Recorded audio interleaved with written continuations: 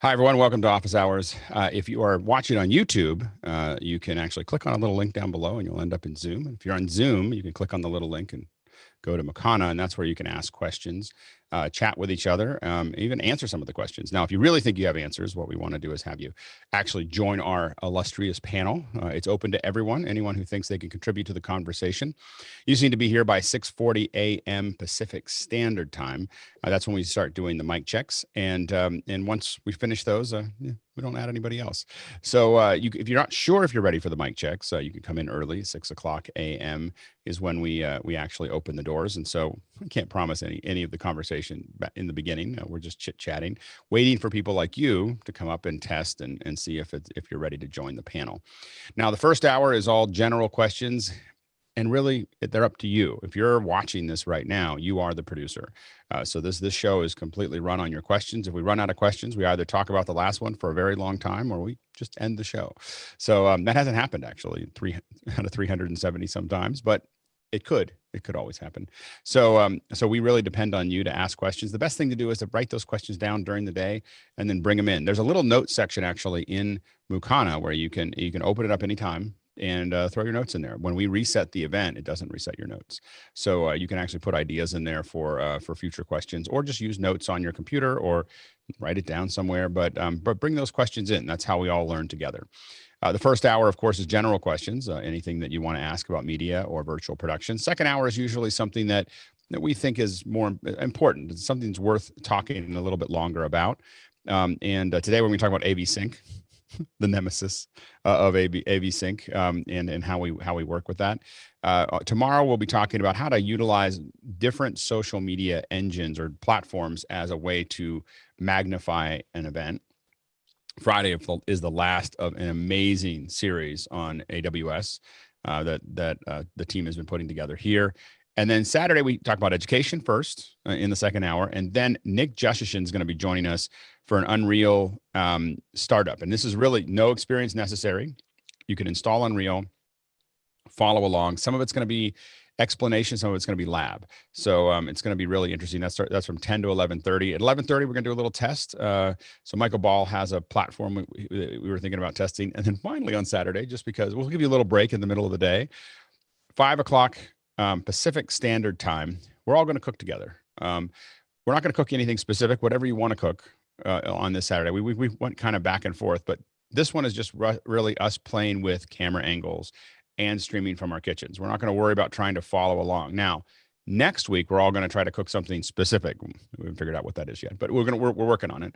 But next week, we're going to cook something specific. And then on the 17th, we're actually going to cook with Madeline Smithberg from Mad in the Kitchen. So we're kind of us figuring out as a group how to make this work and and who has a good setup, because we might try to pull you onto the full show.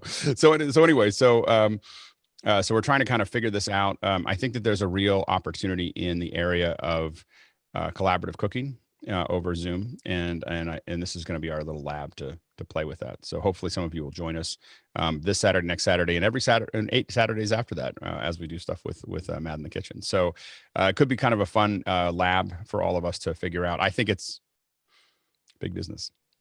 so I'm paying a lot of attention to it. Hopefully you will too. All right, let's go ahead and jump into the questions, Bill.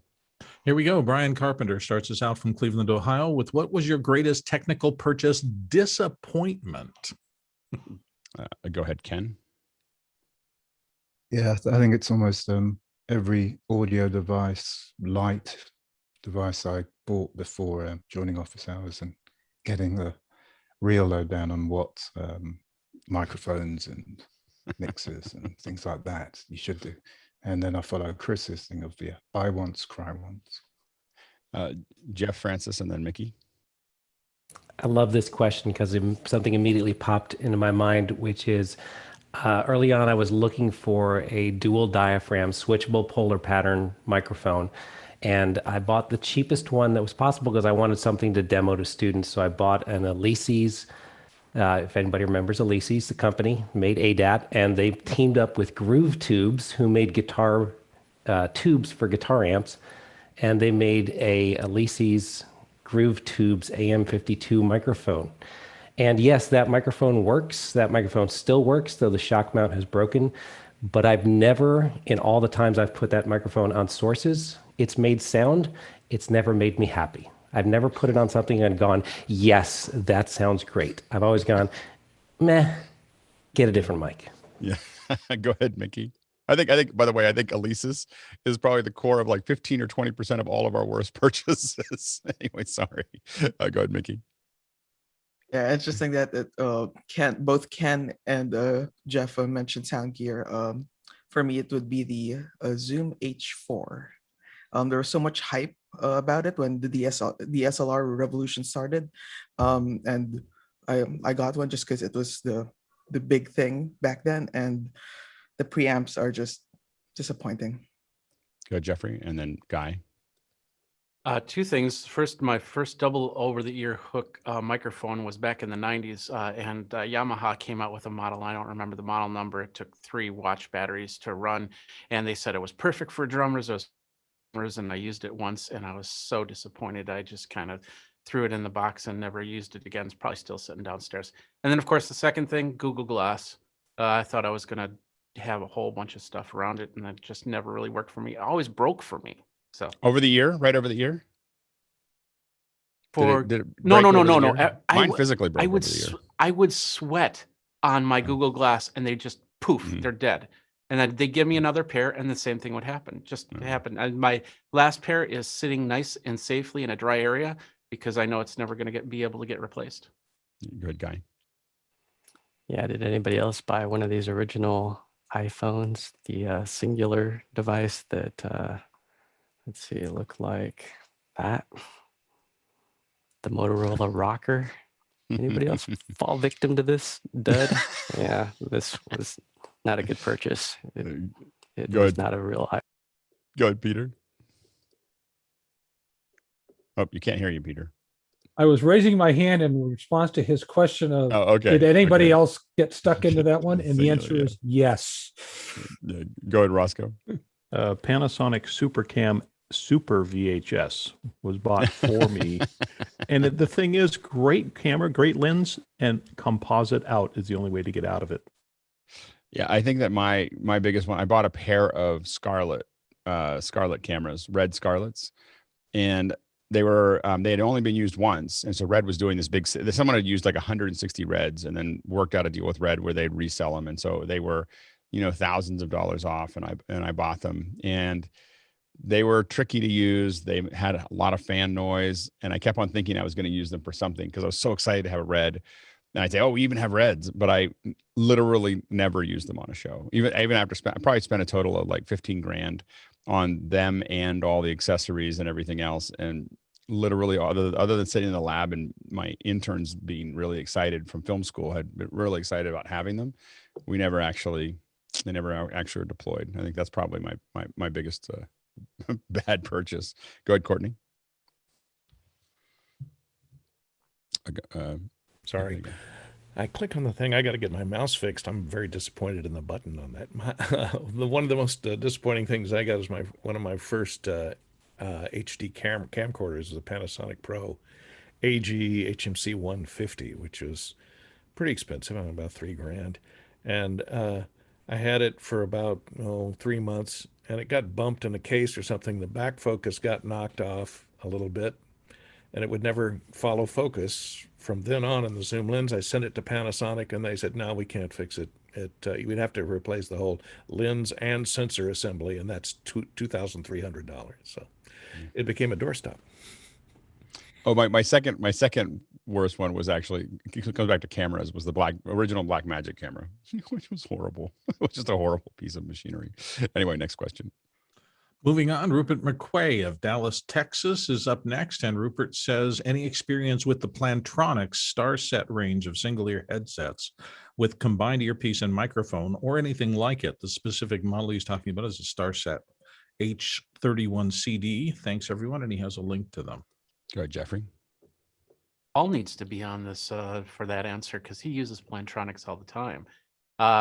From what I understand, these are headsets more for phone calls. They're not really broadcast quality, so you'll get a phone sound basically. Hey, go ahead, Bill. Yeah, exactly the same thing. Those are designed for the absolute clarity of human voice. They don't have any low end, and their high end has a real big presence peak that makes speech more intelligible, but they are not full range broadcast microphones by any way, shape, or form. Yeah, I always forget that I haven't bought it yet, but the one that a lot of us are circling that would do what you're asking for at a broadcast level would be most likely the only one we know of that's really up there with an earpiece incorporated, which is going to be at a whole different price point, is the in-ear broadcast headset microphone from DPA. That has an IFB, either 1 ear or 2 ears, with the microphone, of course, the boom mic built into it. Now that's $850 retail, so it's a different class of cost. But if you're looking for a single cable that goes and supplies both of those things in one area, we're looking at moving that to all of our kits because it would allow us to make it easier to put on. Go ahead, Tim. Check that DPA when you do that. I had this conversation with somebody in Discord a couple days ago. Check that mic because I believe that's a directional microphone. It is not available with an Omni. I think you can. When I went through the thing, I thought I could select Omni on it. Well, but I thought you could too, because I remembered that in the course of this discussion, I went to the web page and could not find one that had an Omni element. So we haven't used it yet. To be fair, we look at it going, "Ooh, that'd be great," but I haven't. I love the package. It's just the idea of with a directional element moving it from here to here to here radically changes the way things sound. I would not, unless I was in an incredibly loud environment, I would not use a directional microphone as a boom, on my face, because there's all kinds of things you give up when you do that, and you don't get a lot. Next question. Rupert McCrae again from Dallas comes back with Zoom's has a service status page at status.zoom.us. It shows current and past service outages and maintenance as well as history. You can even subscribe to alerts. Has anyone found this useful and or reliable? Found it useful. I didn't even know it was there. Yeah, So I think that's great. I'm putting a fast link to it. Go ahead, Peter. Yeah, as a matter of fact, I found it by accident one day, back when I was having my fight with Zoom on that other problem, and I subscribed to it, and I found it useful because there have been a few times that there have been unexplained problems, and sure enough, you actually go read your email, it's there. I am subscribing right now. Done. That's a great thing to have there. Next question. Moving on, this is Tori, and I'm sorry if I'm mispronouncing your name, Gresdal, Oslo, Norway. The Pyle headset has been mentioned many times on Office Hours, but Amazon has at least 3 different Pyle headset mics available. Does it matter which one I buy, or is it simply the connector that differs between them? Just make sure to get the dual ear. The single ear Pyle is a nightmare. So we bought a bunch of both of them. It's horrible. So you want the Pyle, you want to make sure it's omnidirectional. You want to make sure that it is dual ear. And most of us, if you're going into something like one of these Tech Rises or something like it, you'll want the 1/8 inch jack, non-Sennheiser connector. The Sennheiser connector won't go all the way in. Go ahead, Chris. I was just going to ask, I realized you were probably busy yesterday. If you've delved into your Tech Rise low end. Not yet. So these showed up. We got a bunch of them. We got hold on. I was they're not all here yet. So I'm going to sit down. We'll probably start planning with the pre-show or whatever, but before we do something official with them. But these are the 2 Tech Rises. The one of them's a 3 and 2 anyway. And then or this is a Tech Rise and then another brand. And then this is the Sabrent. And so we're slowly bringing them all in, and we're going to test them. We're going to test one thing, which is and I did, by the way, Roscoe, the new Tech Rise absolutely is a different build than the older one. I mean, it looks different. So we'll see which ones will handle TS versus TRS. And then we'll also, what I'm trying to do is get the scopes up for them so that we can take the same mic and put it into each one of them one at a time and measure their outputs. And so we can start to think about without changing anything, what do they do inside of Zoom? Go ahead, Leo, and then Jeffrey. Oh, no. Yeah, he's just showing it. Yeah, go ahead, Jeffrey. The other one is the one with the T4F connection, and I use that for many years on my show. You need an adapter to get to XLR, and it does need to be phantom power if you decide to use it. That one. And also the other one that we use has an 1/8 inch jack. it's Pulson, and we actually like it better than the Pyle, but you can only get it on B&H. It's not sold on Amazon. Roscoe and then Leo. Yeah, currently back ordered, and actually the Pyles are currently back ordered to April 6th, but the B&H one says they used to say we're coming in April 5th. They must have sold all those because now they're not saying when they're going to have Pulsons again. The problem is that we as a group represent an enormous, like each person here represents groups of people and sometimes organizations. And so I'm pretty certain that we have sold a lot of these mics, and so they kind of, I think they're having a hard time keeping up with supply. Go ahead, Leo. The Pyle single ear is available in Europe. For some reason, the dual doesn't seem to be available in Europe. That one that I bought, I had to buy from, it comes on Amazon, or I bought it from Amazon, but they shipped it from America over. Well, it's because we keep on telling people, I think it might be a contributing factor. We keep on telling people, don't buy the single ear. It's really hard to use. The dual ear is the only one you want. Go ahead, Jeff. And here's why, by the way, the reason that you don't want the single ear is because there's no way to, with the dual ear, you can slide it tighter. With the single ear, you basically, it comes out too long, and you have to do this weird origami thing to get it to not stick out in front of the mouth. Jeff?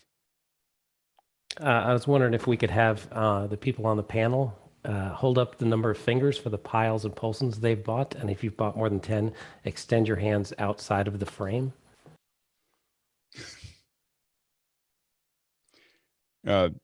For us, the total number of Pyles and Pulsons just within 090 has been probably 150 to 200, maybe more. Shannon probably correct me, might be 300. Yeah. Were you the guy that ruined the curve in class? What? Yeah, I was. Yes. Because we just put them in all of our kits, and we require kits. A lot of times if people say they don't want kits, depending on the show, they say, oh, we don't want kits for anybody. And we go, we're not the right people for you. And so that's why we send a lot of them out. Go ahead, Beju, and then Chris. Yeah, I just wanted to add a comment that as he's coming in from Europe, he might find a similar one with under another brand name. Like I can find similar headsets. The one I'm using right now is very similar to that, but it's branded under Ahuja in India. Another company is reselling it. So he might find it easier to find it under another brand name, which is available locally for a similar price to what you're getting in the US, rather than importing a Pyle in, which might turn up more expensive. Chris? I don't know when the appropriate time to say this, but there's an awkward little piece of fuzz hanging underneath your chin. Underneath. There you go. I think you got it. Thank you. Immediately is a right time to say that. I don't know what that would be. Yep. Anyway, go ahead, Leo. This is the CPC one, which is basically similar. That is, I'm trying to think. It's a chip manufacturer. Kind of trying to think of the name of them who run CPC. Mm-hmm. Next question. Hugo from Portugal, that's all he's given us. It says, as Mr. Fenwick has stated several times, buy once, cry once. Due to supply shortages, I went the cheap route, and now I'm crying. What's the good alternative to the Elgato Camlink at the same price and quality level? Oh, Chris has an idea. See, the point about buy once, cry once is you don't get to say the cheap one. You don't get to say at the same price point. That's why the cry is part of cry once. You just find the right one, find the good one, and just get it over with. Yeah. That's the point of buy once, cry once. Yeah. Tim and then Jeffrey.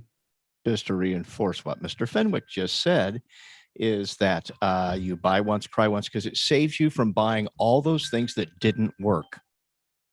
Like Alex and his boom stands. Yeah, I spent a lot of time. As Chris said, I've spent, I don't know, at least $600, probably more, maybe as close to $1,000 not buying the OC White Ultima boom stand, because I was like, I'm not paying that much money for it. I kept on buying one. Doesn't work, can't work, funky, whatever. And now I'm very happy, but I cried a lot of times to get to that point. Go ahead, Jeffrey. The only problem I have with the Camlink is the fact that it's just this fat dongle that you need an extension cord for. It works well for me. AverMedia is another one that you can get relatively cheap. I use the Mini Gaming. This is actually the video that's going into my computer right now, and that is on a USB cable, so you don't have that dongle hanging from the computer. Go ahead, Courtney. I'm not sure what they Elgato Camlink, but just bite the bullet and get an ATEM Mini, because for $300. I was gonna say, if you just spend a little bit switchable, more you get money, scan conversion, you get I mean, great audio, everything. Yeah, I was gonna say, if you just bump it up a little bit. I was looking at other ones that are like the Elgato, and I realized that once you get close to the Mini, you might as well just buy the Mini. Like it's going to do all the things you wanted it to do, and it's also going to do a whole bunch of other things that you didn't know you needed. Go ahead, Roscoe, and then Victor. Yeah, I was going to say the same on the Mini, unless you need the 4K, because the Elgato does pass 4K HDMI. I don't know why you'd need that necessarily for streaming. But then the other thing is you're paying it forward when you buy a Mini, because even when you buy your next Mini and your next Mini, you're still going to use that first one for something, I guarantee it is. I have done it. I've now done it. I've done the Mini Pro. I skipped the ISO, but I went to the extreme ISO. And now I keep on finding other uses for the other switchers, but it is like this progress. Go ahead, Victor, and then Peter. I agree with the Mini, but if you have Thunderbolt, the Ultra Studio 3G recorder from Blackmagic is a good, alternative at about the same price point. Yeah, go ahead, Peter.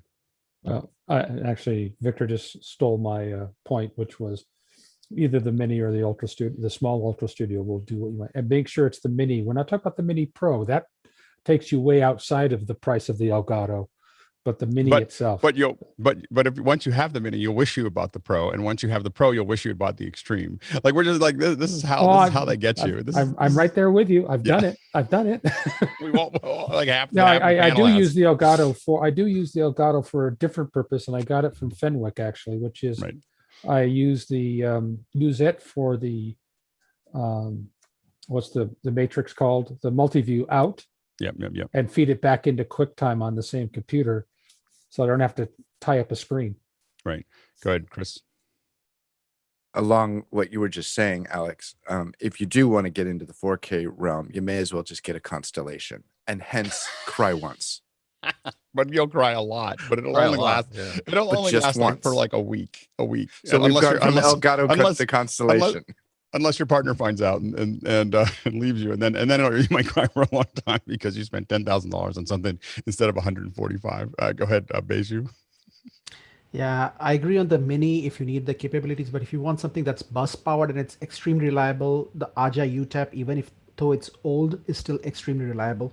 Yep. We have a couple of them and they have literally never failed. And the nice thing with them is you can swap the cable out, so you can change it from a A to a C cable without having to put adapters on it, or run a longer cable if you need to. So that's one option to consider. They updated the T-tap, so hopefully they'll be updating the U-tap soon as well. Yes, Mickey, that's one. Yeah, that's great. Next question. Moving on to Miguel Lopez Waterman, our friend from New York, says, during our production at Salisbury University last week, a few of our friends here at Office Hours watched. I got a few reports of only hearing the left channel on the stream. I was streaming from an ATEM Mini Pro ISO. We had 2 channels of audio coming in from the Yamaha mixer. Anyone had this experience? The Yamaha was the TF1. We were sending delayed audio into an ART clean box and into the mic inputs on the ATEM. We also used an HDMI audio extractor to pull a mix to the earphones off the stream to check it, and it was both channels there. So a mono problem, left channel only. I will say that I'm still not certain I would do a production where I put audio directly into the ATEM, like a real production. I would probably try to find a way to do it through the cameras. But go ahead, Tim. I was trying to. I had a whole thing in my head. I think, oh, maybe the mic inputs all just got panned to the left channel. But since Talak says they had both left and right when they pulled it out of the HDMI, that just went away. Yeah, I don't know. I mean, it could be a panning setting inside of the ATEM that might have gotten swung, one way or the other. And that's the only thing I can think of there. Yeah, go ahead, Mickey. Yeah, also take a look at whatever streaming software or hardware you're using and see if it was probably panned there, or if it was only pulling one channel. Because I think you were when you're monitoring the HDMI out, that's pre-encoder. So check the encoder software or hardware. Yeah, go ahead, Bill. real quick? I was just 10 wondering, 10 seconds. real quickly, I was just wondering what the purpose of going stereo out as in terms of collapsing to mono early in the chain and just keeping everything mono. Unless there's stereo music, I avoid stereo like the plague for these reasons. All right, next question. We're starting to speed up. Ari Block of Tel Aviv, Israel says, in organizing video files from various projects, apart from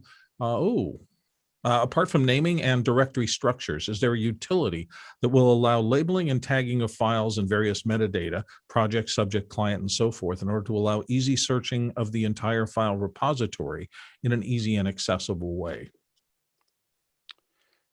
Yeah, go ahead, Roscoe. Well, this is where Chris Fenwick can really jump in and show Disk Catalog Maker, because I think he has it up and ready.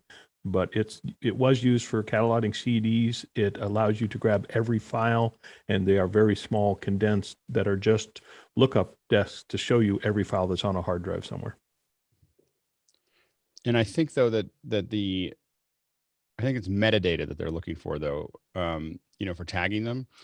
One thing that you may want to look at is something like CatDB.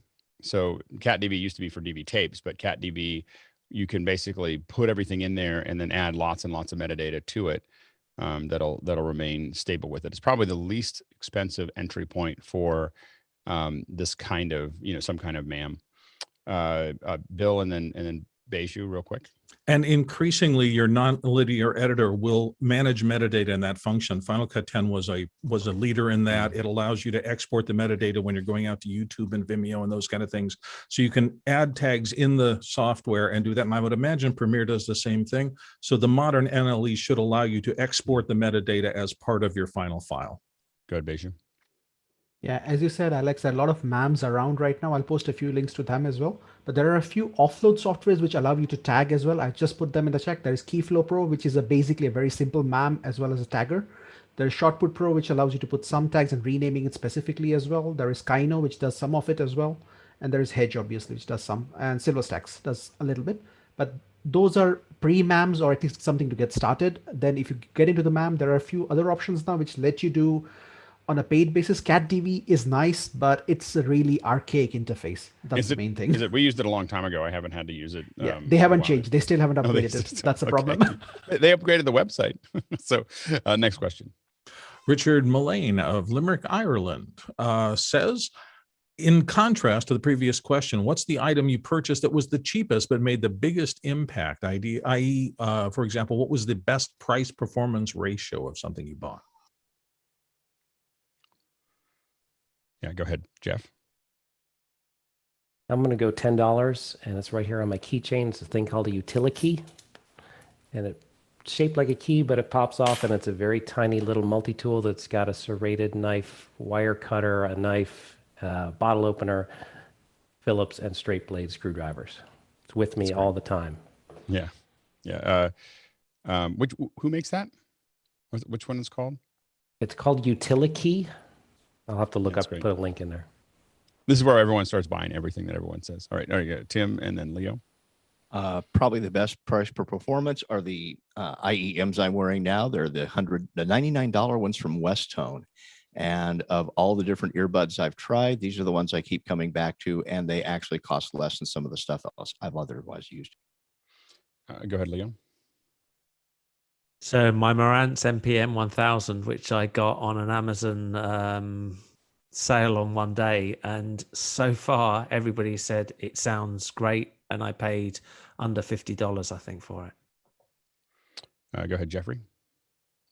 Not really technical, but ever since Velcro, they made these Velcro that are self-tieable ties that I can put them on all my cables. Then I can my cables properly and then tie them up and then open them up when I need to.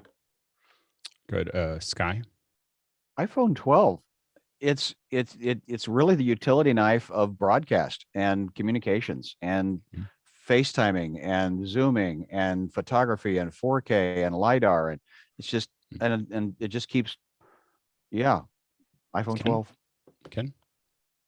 Yeah, I love lights, and the latest you might not. Well, you might have guessed. Noticed that. This is only, I think, £50-60. The multicolor smart bulb by Aperture. It's it's really like it, and it also does one magic trick. So I have it in here, but just fits into anything. Oh, it's got a little battery. Wow. It's got a battery in it. Yeah. That's cool. That's what awesome. brand is it? That's yeah. Everyone's like, what? What? Yeah. What do you got there? That's the Aperture multicolored bulb. So that Victor. I can be sure there won't be a run on these, but 40 years ago, I found these very synthetic reeds for $10, and I've used them ever since. But I'm not worried about all of you going off and emptying the inventory. I think I'm safe. Go ahead, Mickey. Not exactly the cheapest, but what has paid off quite a bit have been, I think 5 or 6 years ago, I got a bunch of used sound devices 302s, and they're so useful. Just 3 excellent preamps at, I think I got each one of them for around $250, $300 US each, and amazing. I think for me, I know in 2011, I think Colleen Henry told me just to go. She goes, I need you to start streaming for us at YouTube. You have to go out and buy some elementals. like just go buy some elementals. And here's the person to talk to. And I bought 2 elementals, and we made it grew into a 25 elementals that we had floating around the world. And it was probably those 2 elementals put me, and the reason I think I say it is because it put me in a class. Basically, I was now in a class of streaming company that there were very few people. I had separated myself from everybody else at that time, so that there was only a handful of people that could do what you do. And then that was good for a long time. Go ahead, Courtney. Well, it's not necessarily a piece of AV equipment, but my Creality Ender 3 3D printer, which got me into 3D printing, was $179. And that includes shipping to my doorstep in less than a week from, their Chinese importer in town. And I have to say that I will say my 3D printer is one of my favorite things that I have, because I just think of things. Like I thought of something we were talking about, and I thought I saw Don do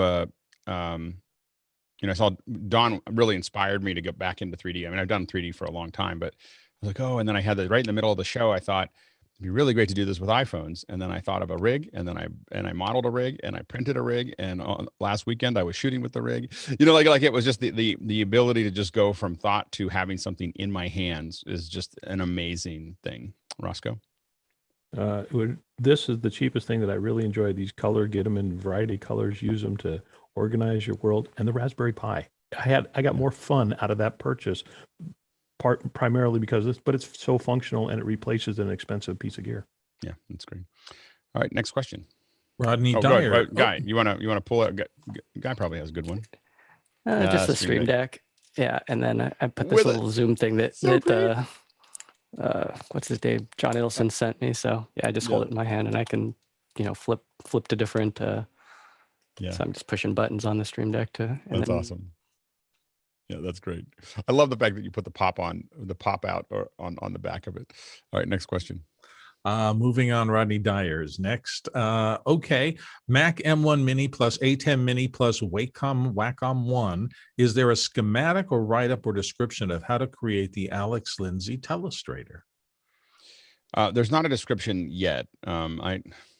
I will get to it. I will describe it to you real quickly. And then and this is as close as you get to a description. What you need is you have the Wacom tablet, and then you have a Mac Mini, and then you have the ATEM. And the key is the Wacom tablet has 2 outputs. It has an HDMI and it has a USB. The USB tells it what's actually happening. The HDMI, of course, is bringing video back into the Wacom tablet. The key is that you run the USB to drive the Mac Mini. The Mac Mini HDMI goes into the ATEM, and then the ATEM's program goes back into the Wacom. So you do need a free HDMI out. And so then what you do is you use a downstream key, a DSK. So you basically stream, and you use this, the way I use it is I use this as a key, and then I use any color I choose as a fill. Now, Ken has shown doing it without, using it any color you want, and you can key out the color that you want to use. But I just need one color. So anyway, that is the diagram. That's how it works. And any paint program that you can relatively get rid of the interface, it will let you do the paint over. So anyway, that's how you do that. Next question. Johnny Estias from Manila says, I'm thinking of getting a Beelink U57 to run a Zoom room with 2 screens to my ATEM Mini. Are the specs of this Beelink sufficient to run 2 screens? And he has a link listed there. We like to say here, Beelink by Courtney. Courtney, is that no affiliation? I do not get any Amazon links. No. Do you think that'll be powerful enough, Courtney, to do?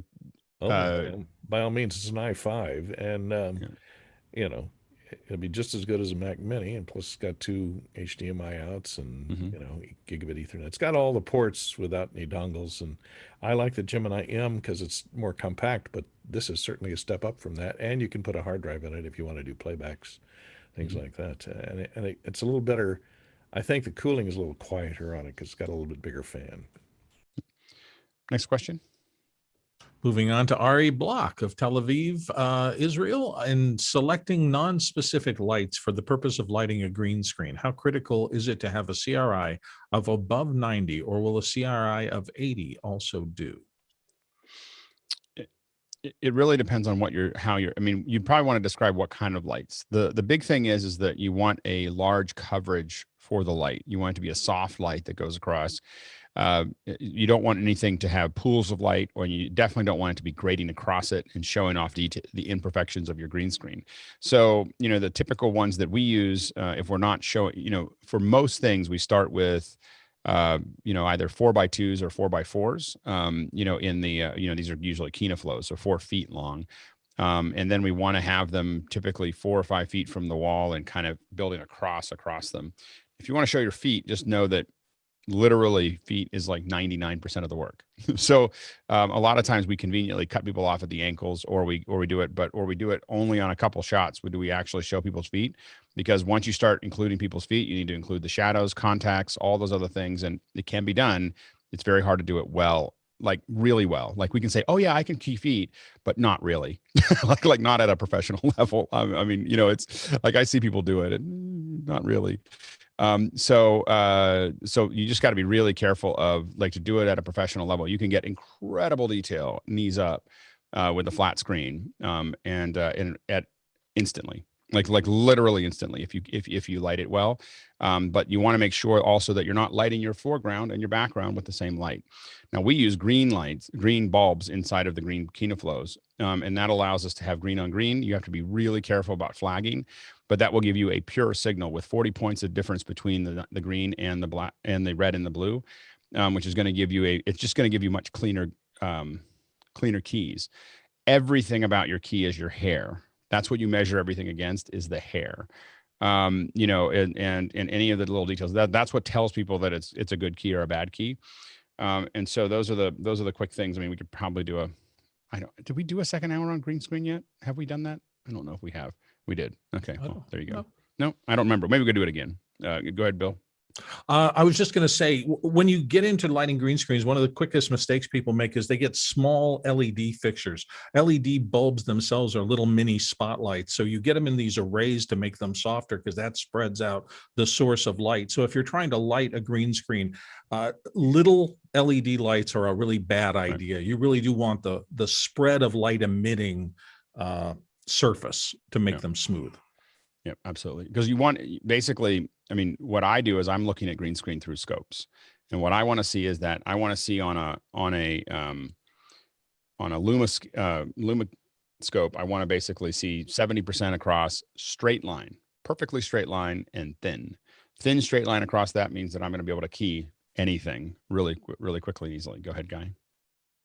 Yeah, Ari specifically asking about the color rendering index of certain bulbs, and it really matters on humans and for flesh tones, getting pollution, anything less than 90, but that you get to 80 on a green screen is not really going to matter. And then also a big tip is to get an ATEM Mini and use the advanced keyer in there because it's cheap for $299, and it's just an amazing keyer. Next question. Chris Widener of Lafayette, Indiana is next with, if Grant is here, can anything he can share about the product launch last night to the whole panel? When doing a short notice announcements, do you set the soft end versus the hard stop time, or more look at how the flow of questions are going? Grant's not here, sadly, I don't think.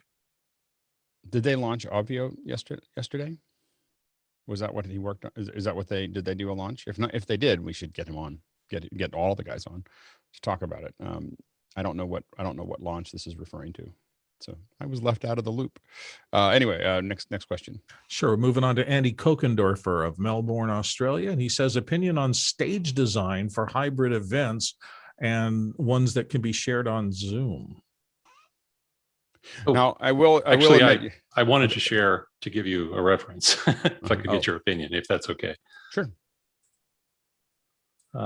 Disabled we'll get that sort of. You can do it now. There you go. So, little backstory: I'm a ex-broadcast TD, and we had a director, an AV director, but unfortunately he was downsized about 6 months ago. So, trying to come up with a stage design. So, apologies for anything that doesn't seem absolutely on point here. But any thoughts about this design? It's a wraparound screen. So the idea here is to give people an interface with the Zoom audience, those that are in venue. So, yeah, so a couple things that will be challenging for you. One is that do you know what the spec of the screen is? What mil the screen is? I do not. That's important. At the distance that you have the panels, so the PTZs are what? Do you know what PTZs you're using? We have Panasonic 4Ks. They were purchased 2019. Those are the 150s. Yeah. So with that chip set size, which I believe is a 1-inch chip, with a two, I'm going to guess that you probably, unless you really got specialized, that's probably a 2.8 mil screen, because you can't make that turn with anything much smaller than that.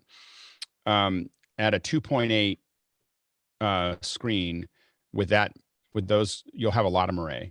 The moire will go away at about 30 feet from the so 30 feet from the person sitting there in the background. But at 5 feet, which is about what this looks like, what you're going to be challenged with in the background is constant moiring. You'll have there'll be certain zooms that you can't use on those cameras, and the ones at the angles will have more trouble than the ones that are straight back there. Some people have kind of, I don't know, given up and decided moire is okay. But I don't subscribe to that. The other thing that's going to happen is, if any, and I mean any, pattern in the background is visible, Zoom will tear this image apart. So it will just destroy the image, because what it's going to do is it's going to max out the temporal compression of Zoom's compression system. And what the result will be is that the foreground folks will look really soft, if not, with what you have laid out here, possibly just blocks that are barely recognizable as the people in some shots. And so this will be a really challenging thing to shoot. So those are, from a technical perspective, with what you have set up here. From a set perspective, I would get rid of the LEDs. I would maybe, if you want to have some branding there, put some screens up, make it physical. You don't have enough. I don't believe you have enough throw to do it, unless you could try. You might be able to pull it off with like a 0.9 mil screen. But that's the kind of target that you would need to have to make that work effectively. So I would probably lean towards having it. I think that, I'll be honest, putting people behind the speakers is super distracting.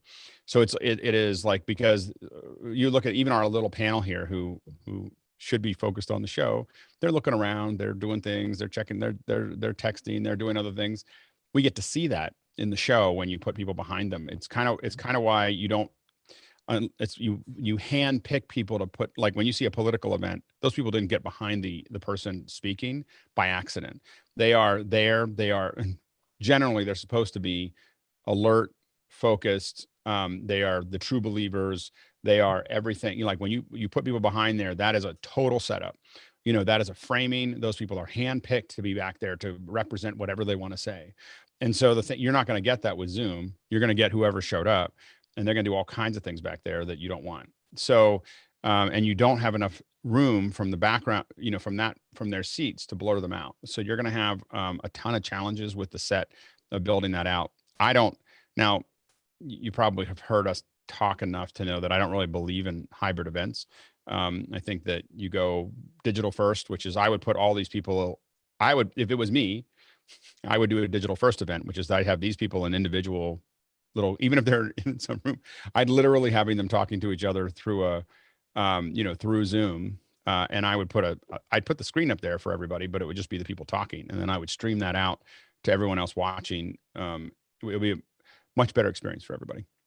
Because like when you look at, another thing to look at here is that with your panel, if the person at the far end wants to talk to the other person at the other far end, they're either going to just look out into the crowd or they're going to crank their head over to talk to the other person.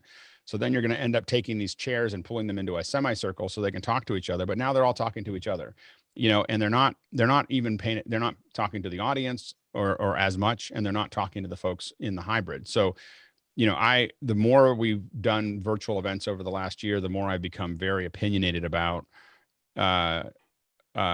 this is a vestige of the past, that we're going to probably slowly move away from. But if we, as a full physical event, if you're going to just do it as a physical event, not a hybrid event, you could probably put these people in some kind of semicircle. What we've actually been more successful with in a physical event is to put all of these folks in the center. So you actually have people all around you actually put them in the center and you wrap them all into a big circle, because what it'll do, I think I can annotate this, can't I? Hold on. Oh, it can't. Can I? Mickey, can you make me a co-host? I think I can annotate once you do that. Yeah, you're a co-host, but it seems like we don't have a request to annotate enabled. Okay. So anyway, I would put them in right where it says audience pathway. I'd put them right in the center, because what happens is it means that nobody's in the back. So all of these chairs reconfigured around a center will have no one more than 3 or 4 chairs back, because it'll spread out the group. Now some people will be to the back of them. That's what you use iMag for them to see the remote. You hang the iMags up and above. That also it'll make a better hybrid event if you want to use it. But putting people in the center, we kind of moved away from the one and to be clear, I argued heavily against moving people into the center with Virgin. They had we did a couple Richard Branson events, and I did not like the idea at all. And I was wrong. Like it's a great format. Why did you not like it? Because I was like, that's where we put the cameras. You're going to see cameras. You're going to see cameras in the shot, and we're not going to be able to work, and there's no safe place, and people are going to see the backs of other people, and there's all these things that I didn't like. Now, what we found though is if you have 5 people speaking, you shoot the gaps. So basically if you have an odd number of speakers, you can shoot through the gaps. Now, I didn't do this the first time because it was 6, but you shoot through the gaps. So you don't actually see the other cameras, and you see that one person, and you get, and as a hybrid event, I would say that is the best experience, because you're now getting closer to that point to point where, like what we're getting right now. This is the best experience for a viewer seeing us talking straight to the camera is the best experience. So the closest you can get to that is a circular build, because of them talking to each other, because you're now getting closer to being back in the middle of that conversation. Anyway, go ahead, Leo, and then Mickey. So I understand where you're going with this, and I think it's going to be challenging. Every single thing of this is going to be challenging for everybody, and we're all going to learn.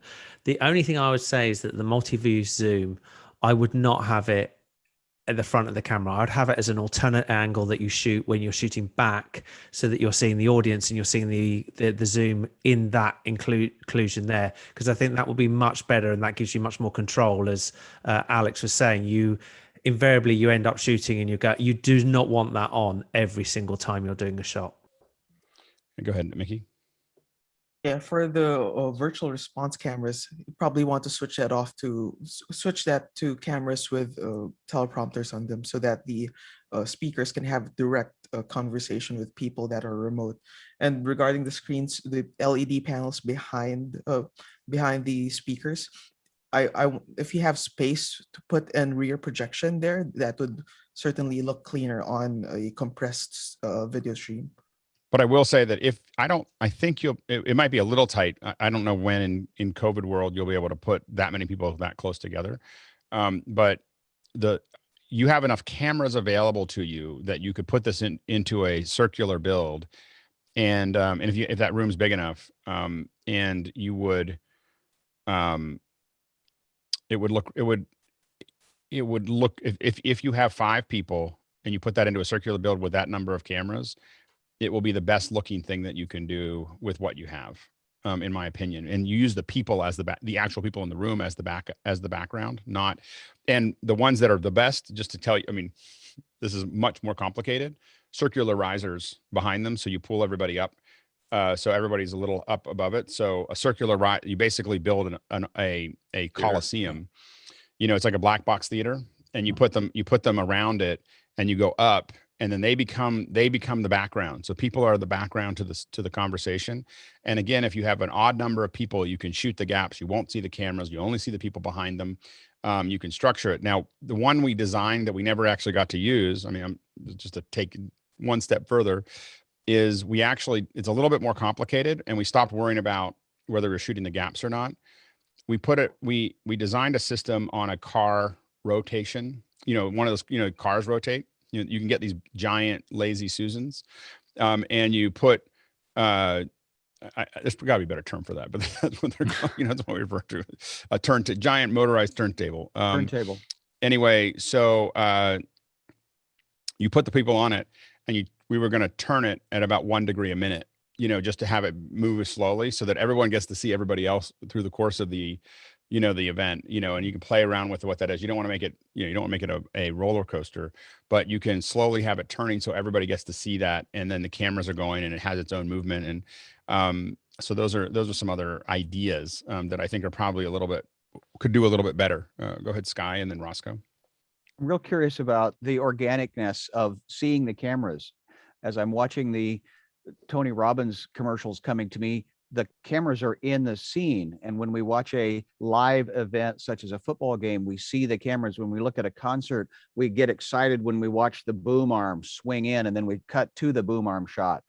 And so coming from theater myself, obviously to have a camera would be an intrusion on my set, because I want people looking at the actors, at who's telling, where the light is focusing us. But now in this organic, pineapple upside down cake thing that we're living, are the cameras now a part of the story? Are they a character in our storytelling? We try not to. Like, I mean, like it's if we do it, we do it, but it's not something that we do on purpose. I think that's the like, it's a little bit of that is fine, but doing it the whole time. Here, I can show you an example of. Well, I guess I just listened to you. We're very adamant about a thing, and then you changed your ways, and so I'm just curious. Here, well, no, I'm changing away. I would still do it physically. Let me show you an example of the circular.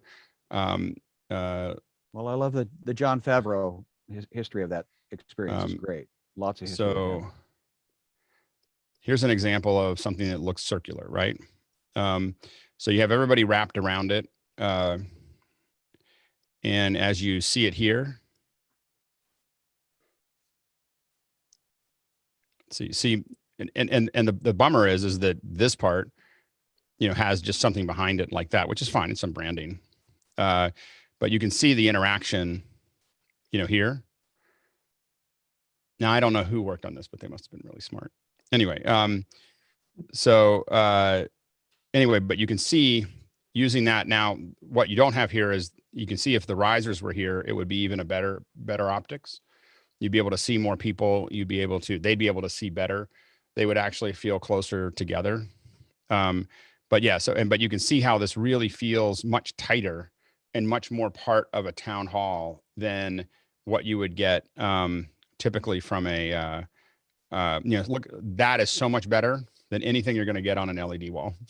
It's very organic, and it's all faces and people connected, and too. Look at this, Yeah. like someone really interested, and it's a great experience. And the only regret here would be if I had been someone who was connected to it, the only thing that I would have done is have it go all the way around.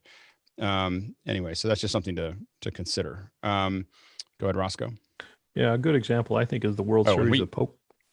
We went crazy. Go quickly. We might World go just Series a little of over. Poker. I put a link in, but the World Series of Poker does a good job to the point that they actually put cameras in the table too. Yeah, this became almost a second hour on its own. Whoops. Oh, go ahead. We're going to move on. We might do breakdowns of this. So Andy, you hijacked our show for good reason. We got caught into it. Jeff, real quick, and then we'll move on.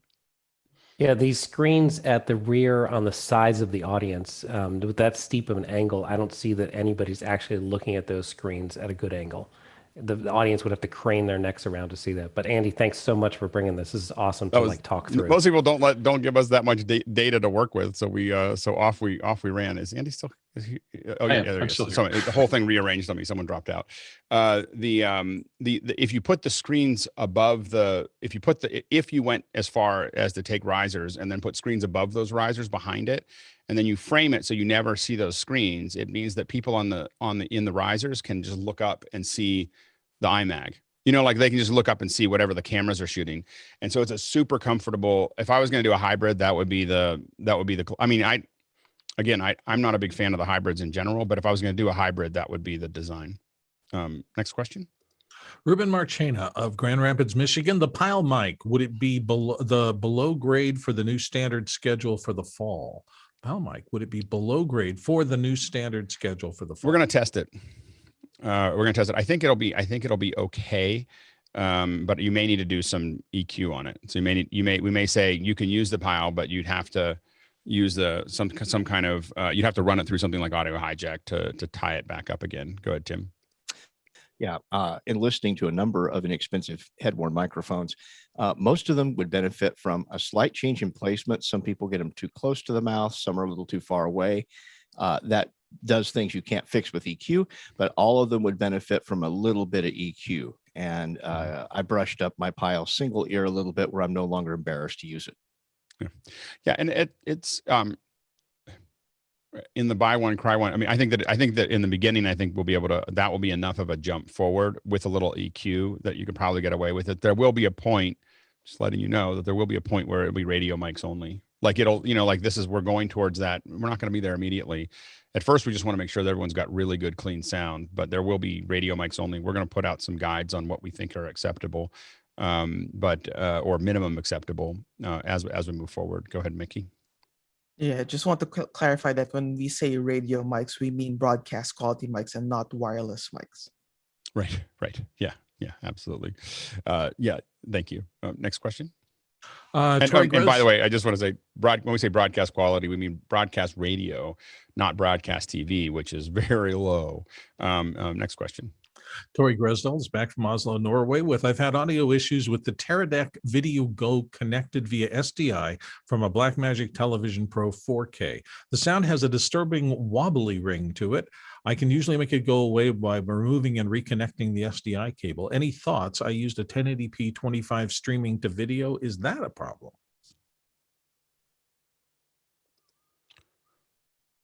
I don't know enough about I have a vidiu, but I haven't used it for a long time. So I'm sure it sounds like some kind of unstable frame rate. It's a wireless, streaming, and it sounds like the packets aren't coming through as well as they could, is my guess.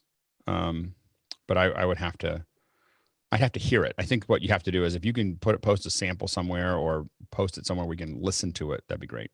Next question.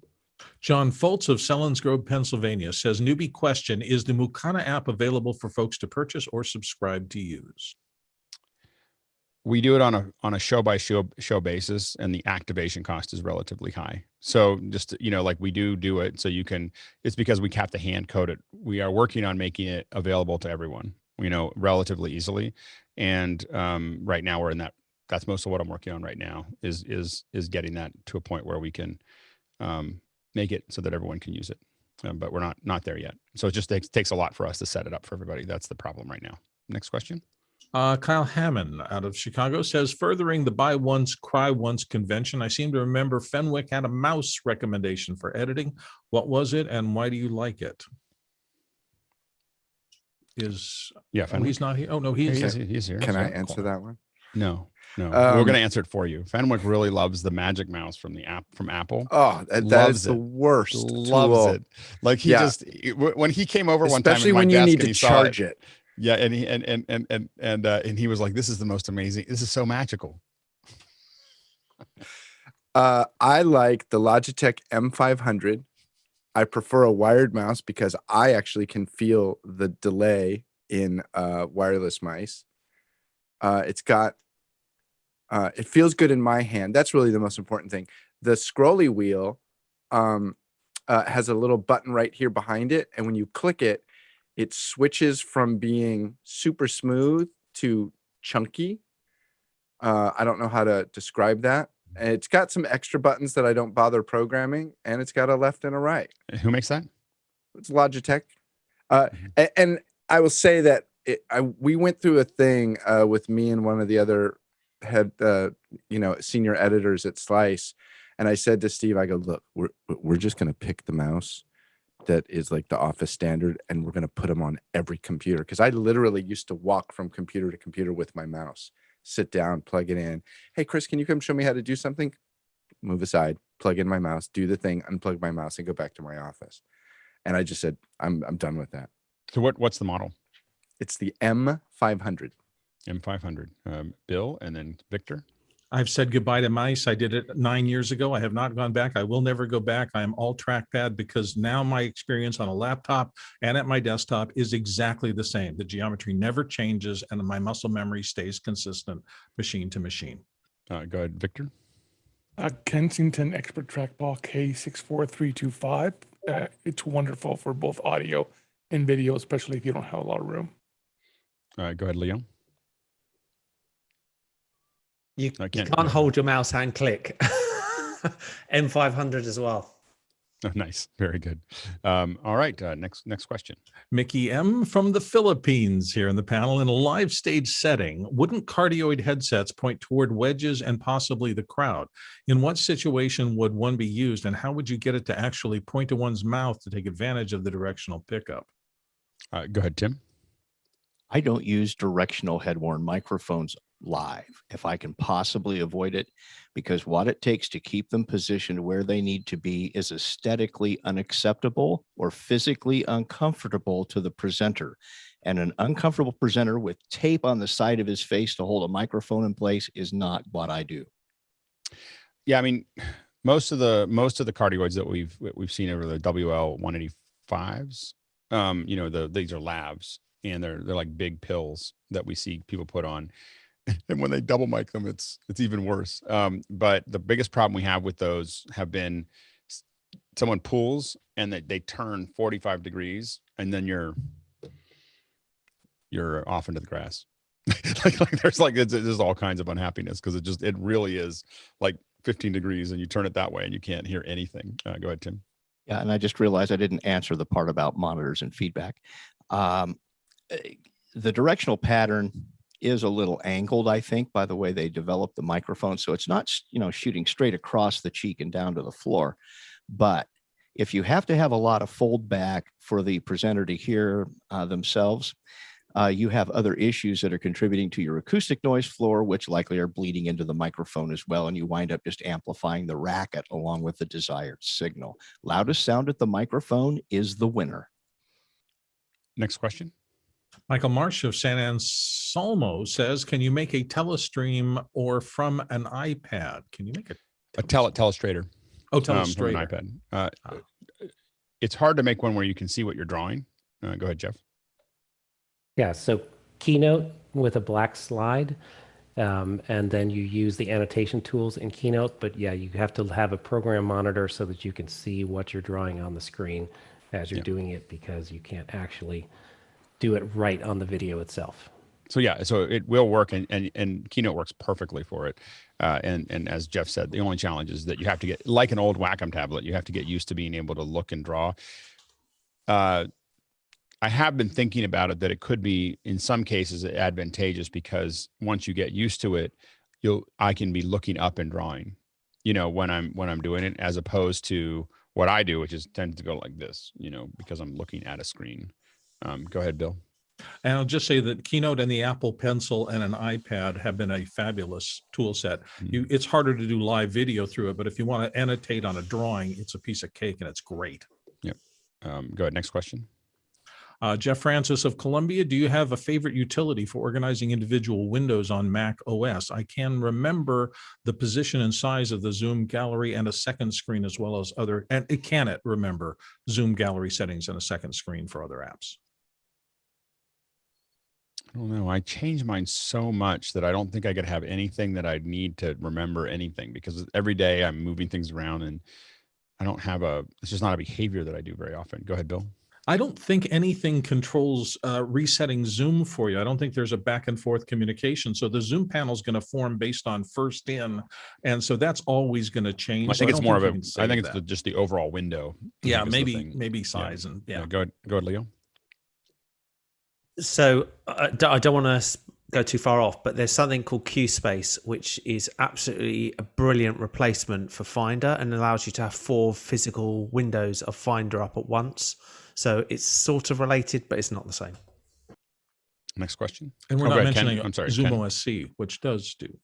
Well, there's an app on the Mac called Magnet, but the problem will come when someone, like we just had the great illustration, and it just takes over the screen, and even Magnet won't hold it. The problem is with Zoom, not with a software that you can put windows where you want.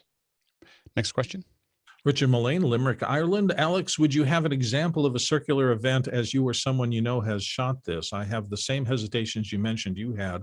I'd love to see this in action. I assume something similar to a political town hall. Well, I showed one. I think if you do a search that somebody must have worked on. So if you look at that one, that's Mark Zuckerberg in North Carolina is a good example of a production company taking advantage of that circular thing. And the only thing I would have changed is I would have put people all the way around, which is a hard thing for clients to get over. The idea of putting someone in a circle is from both a layout perspective, branding perspective, as well as a security perspective. There's reasons why I imagine they went with 3 sides instead of 4. But what I will say is that it's an incredibly immersive solution.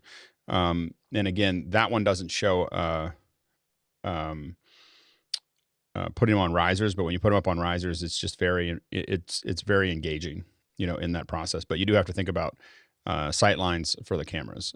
And whoever did it must have been really careful about not shooting the other cameras. They might show up every once in a while. What you want to do is put black cloth around the bases of them and everything else, and then they don't really show up. Go ahead, Courtney, and then Jeffrey. And in your example, it was fine for a town hall event, but you never addressed the fact that of a hybrid event where you want people coming in that want to address the speaker directly, and the speaker address someone. So where would you put the screens in that surround situation? In the iMags right above the people. So I would put iMags above every quadrant that's there, or every third or every quadrant, I'd put iMag screens above that. So when we did that with Virgin, we had them kind of there. All the speakers had to do was look over everybody's heads, and there's big iMags that were there that they could, or there's the people coming in our case over Hangout or whatever, asking questions. They could actually ask questions in the show just like everybody else. So what I would do is I'd put iMags up, because inevitably, if you're in the round, you'll see some people who are, you're always going to see the backs of some people. So it's better for the audience to be able to look up a little bit and see someone talking in that moment. And so you put the iMags above every quadrant. You set the cameras up so they'll never, unless you want to, they never have to shoot. So they're a little bit of space above the top area. And then you can basically have iMag, but when someone asks a question, you swap the screens to the person coming in from Zoom, and then you'd be able to just look up like this and address them. And it would actually be easier than no one's cranking their neck and everyone sees it, and it's in a circular event. And I got to tell you, like, the people who come to the event feel so much closer to the speakers because they are. Everybody is 5 rows back. I mean, 5 or 6 rows back is hundreds of people, and I don't think in a hybrid event you should build anything for more than, in my opinion, 200 people. But if you have the audience on risers, wouldn't you have to have like a 40-foot high venue to be able to put screens above their heads if they're on a 6 or 7 foot riser? Yep. And you should pick, you should pick spaces. There's lots of spaces that are right now that are highly available that are 40 feet high. All these convention centers and everything else don't just, and hotels. A lot of people have risers, have spaces that are large enough to do that. So it's not, the 40-foot high ceilings are not that hard to find, especially right now. They're wide open and they'll give you a great deal. Go ahead, Jeffrey, and then Leo. I was at one of those Branson events and it was really good. 2 things. First of all, MTV Unplugged, I believe, did that same in the round video, the old back in the 90s. And then the other thing is watch professional wrestling. They're doing that type of stuff even today. Yeah, Leo's pointing out, wrestling, boxing, all those things, all those sporting events are doing them in the round. Yeah, absolutely. And black box theaters. Anyway, next question. And people should look at your Mac break because those in the round that you shot, I thought were a really good example of him living the dog food. That's great. I mean, so what happened is that we did this one with Virgin, and then we, because I thought it was a horrible idea, and within 10 minutes of doing the show starting, I was like, oh, this is the way to do this. Like, it was just so, and it was horrible. Like, we had to load in at midnight for an 8:00 show. We were tired. The cameras weren't totally matched. There was a whole bunch of problems with the show, but I could see the intimacy of people being able to just sit there and not go do this. As a speaker, as someone who's been in a lot of these, not having to go like this to talk to someone was amazing for the speakers. And then it was, there you go. That's in the round here.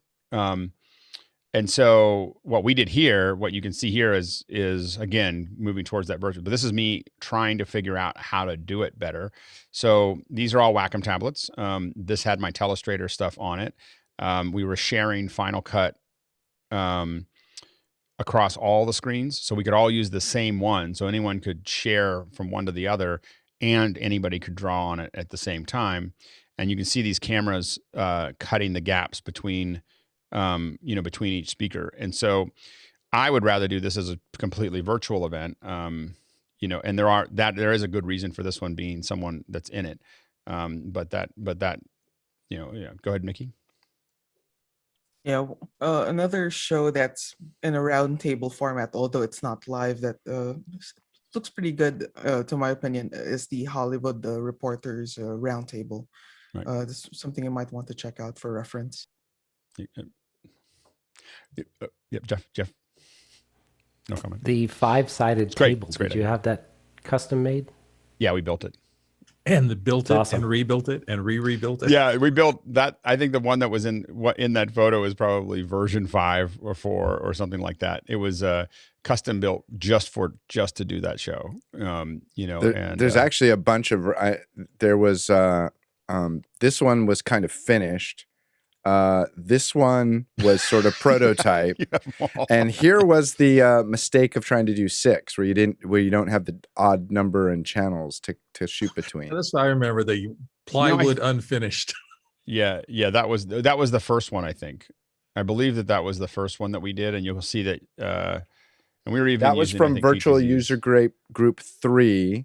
Here is Virtual User Group 6. I pulled these down when you were talking about this a while ago. Right. And then this is number 7, where I got a little cleaned up. We started painting it black, and we started figuring out the space that was needed in front of it. So but we were and then that was 7, and was there one after this that? This is there may be that I only pulled these 3. Yeah. But I have to say, as a participant once, it really was incredibly relaxing just to be able to talk to your friends. I mean, the focus was on everybody else. It was like being in a coffee shop. You stopped thinking about the cameras and the setup, and you just had a conversation with the other people around you. It was really nice that way. Yeah. So that's if I was going to do a hybrid event, that some version of in the round is, in my opinion, and that's what we were building towards, is doing them in the round all the time. You know, like that's the only thing that we were proposing to the clients at that point. Next question. I know we're running a little over. We don't have a ton of AV Sync questions, and we ran over because we got really into in the rounds. Yeah. Anyway, go ahead. Next question. Wilson Martinez in Charlotte says, "Is Peloton a threat to gyms?" Interesting. Guy. Yeah, I do Peloton every day, and I have a gym membership, and I don't go to the gym anymore. And it was a hybrid thing before, and now you can see in this telemetrics article, you can see the amount of production that they're putting into these things with TriCasters and telemetrics heads with the robotics, so that the moves are really smooth. And it's a lot of fun. When you get into the app, you can see there's all these different exercises. And what I like doing is going to different places like France in the morning. And so I'm off running around in France.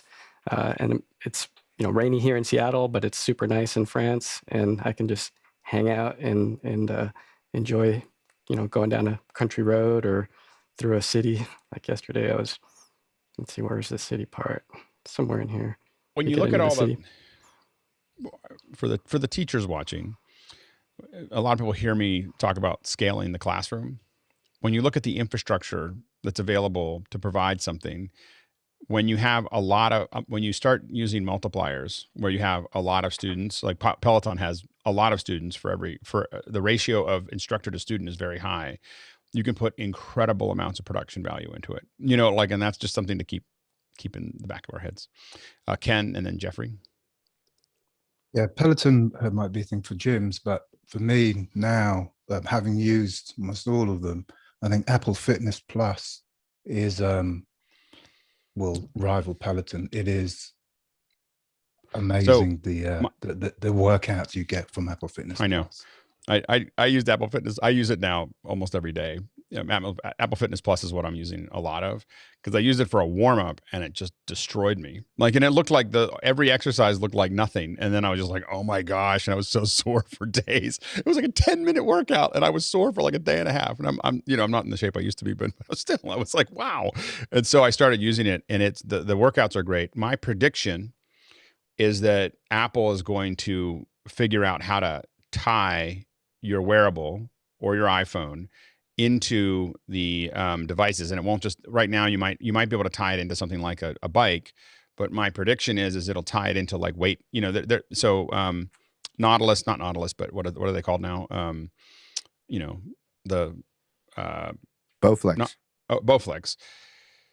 Nautilus bought Bowflex, or they bought each other or something. Anyway, so I've been using Nautilus since I was 12. So anyway, Apple's going to tie your devices into the weight devices and into so basically you'll be able to work out. It will keep track of how you did it and how well you did it, and give you scores of of your form, of what you're doing. It will also keep track of what your weight was, how many reps you did, all the things that you need in that exercise. And you won't have to think about what weight to put on or anything else. All of that's managed inside the machine, and it just goes, I know that you're it'll just keep moving you up against. And if you don't think that that's going to happen, remember that what Tim Cook says is his favorite thing is resistance training. So there's no way he's not thinking about that. And so tying resistance training into the watch. And into the phone, and imagine it being able to watch the phone or your Apple TV in your gym or your iPad, showing you how to do that exercise. Now look at the IK tracking that Apple does with their phones. Imagine that being applied to being able to judge your kinematics as you're working out. When Apple's talking about wanting fitness to be a thing, this is what Apple Fitness Plus is just the beginning. Go ahead, Jeffrey. And with both, Bowflex and Peloton, they're actually turning their screens into OTT devices, so you can do almost anything, which means that creators can get really creative. On Amazon Live, I'm going to show you this really quick. David has been working on a great way, not only for exercise, but also for gaming. And of course, he's selling products as well. So you could be on the treadmill and spend a whole paycheck just on Amazon items. So I can't many say different options. If anyone tied the bike into Doom, with triggers and everything else, I would look like Superman. Like I just sit there and just play until I fell off. All right, Courtney. Well, I obviously haven't been within 100 yards of a Peloton, so a question for Guy is, when you're bicycling through France, does it vary the speed of the video as you speed up your rate of pedaling? No, it does not. And right now I don't actually have a Peloton. I'm using my Bowflex. And so it's kind of funny because I feel like I'm going through these towns on a giant unicycle because of the way it's going up and down, but it does not vary it. Well, that would be interesting, but you would have the fallout problem of, if you see something interesting, you'd slow down. And so you kind of work contra to what your goal is. Okay, let's go to the next question. We're gonna try to close these off and go to AV Sync. Go ahead, next question. Chris Widener of Lafayette, Indiana says, is there a way to have a remote camera control of a Zoom camera without having it logged into to a Zoom account? I don't think so. Go ahead, Roscoe. Talk to Tlalak on this one, because he did some amazing work on this theater program, and he had, he was running it over Zoom, and he had control of PTZ cameras with presets and stuff. He did some after shows for us, and he really does know his stuff. Between what Andy's tool is with Streamweaver and what Tlalak knows from a programming standpoint, there's a lot of ways you can remotely control those cameras. Yeah, go ahead, Ken. Yeah, you can do it without. I think you can do it without Zoom by using. I've got this rig, which are labels with a slider, and that's controlled. You can control that via the iMac because it's got an app for that as well as for that. And what is this? And this is the DJI? That's the DJI RS2, and this is the iFootage Shark Nano, I think, slider. Both can be controlled via an M1 because the app can run on the M1. And then as a result, you'd be able to do a screen share with the M1 if you had to activate those positions. Yeah, that's great. Next question. Ken, could you put links to those tools in? I will. Marty Adius of Silver Springs, Maryland, has our last regular question of the day. How would you set up a sound system for the audience in the round? Does the stage need to be a quiet zone? I would imagine that you would use a pretty controlled audio system, like a Myers Constellation system would probably do a really good job of being able to really manage where all that sound went. But you do need a lot of control over it. But you can have open speakers there with a good audio, a really, really good audio engineer, like a Brian Maddox level audio engineer, and really paying a lot of attention to how you set that up. You can definitely, not have a problem with the returns, because you're not amplifying in the room that much when they're speaking, because you've brought everybody so close. The reality is you need almost no amplification. So the reason you need amplification is everyone's so far away.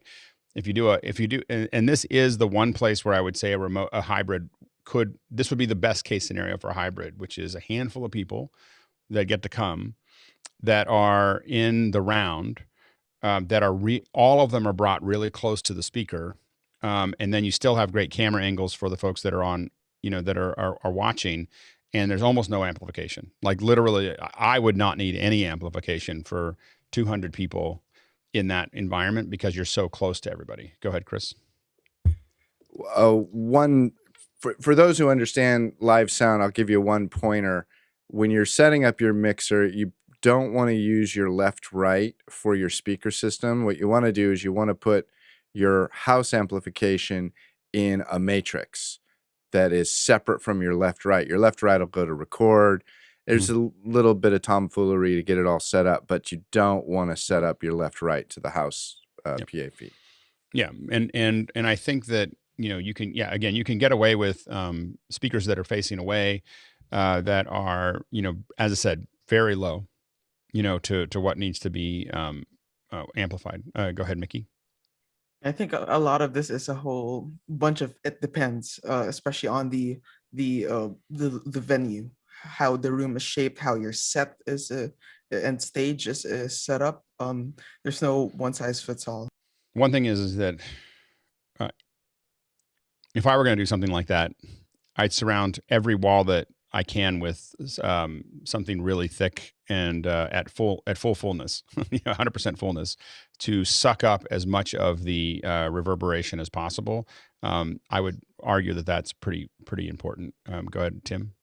Yeah, to extend on that, yeah, aim the speakers at the soft water bags of people. Aim them down, do not hit walls, do not hit ceilings. And if you have to treat, I love big, heavy 16-foot velour. That's it's solved many problems. And the other thing, heavy velour at 100% fullness. So there's lots of, coiling, like so that it will, if the speakers are pointed where it's only hitting people and that velour, you're going to suck up a lot of sound. The hard part is it's hard to measure the sound until the people are there. Yep. By the way, the way to set chairs up like that is with a string in the center of that of that. You take the string and you mark where all the rows are going to be, and then you go around. It's the only way you can get them all to line up correctly in a nice. I'm really like if you're going to do it in the round, anyway. Go ahead, Leo, and then Chris.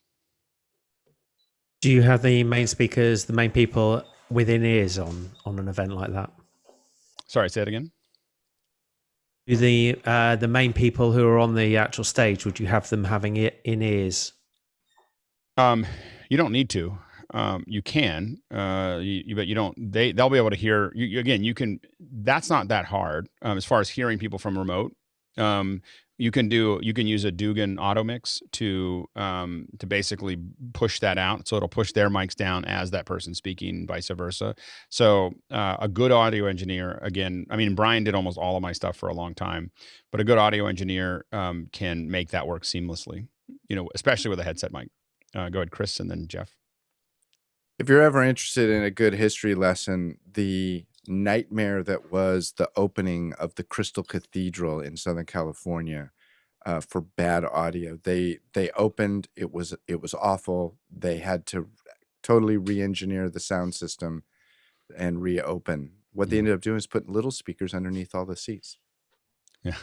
Jeff, and then Jesse. So low frequencies are going to be the biggest problem because of long wavelengths. So they're going to be less directional coming out of the speakers. So if the speakers are hung above your center stage, they're going to come down into the presenters' mics.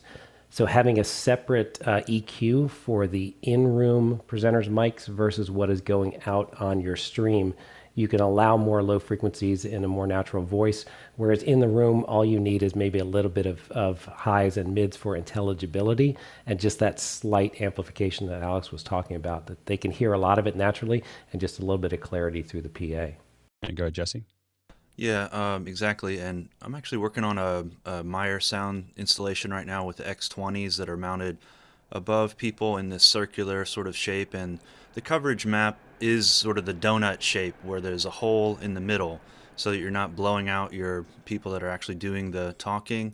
And these particular speakers have a rotatable sort of adjustable horn, so you can really put the energy where it needs to be. But I would just say, as I think it was Mickey or Chris was saying, like putting each zone sort of on a matrix so that you can individually EQ, delay, and sort of adjust each zone for what's needed is helpful.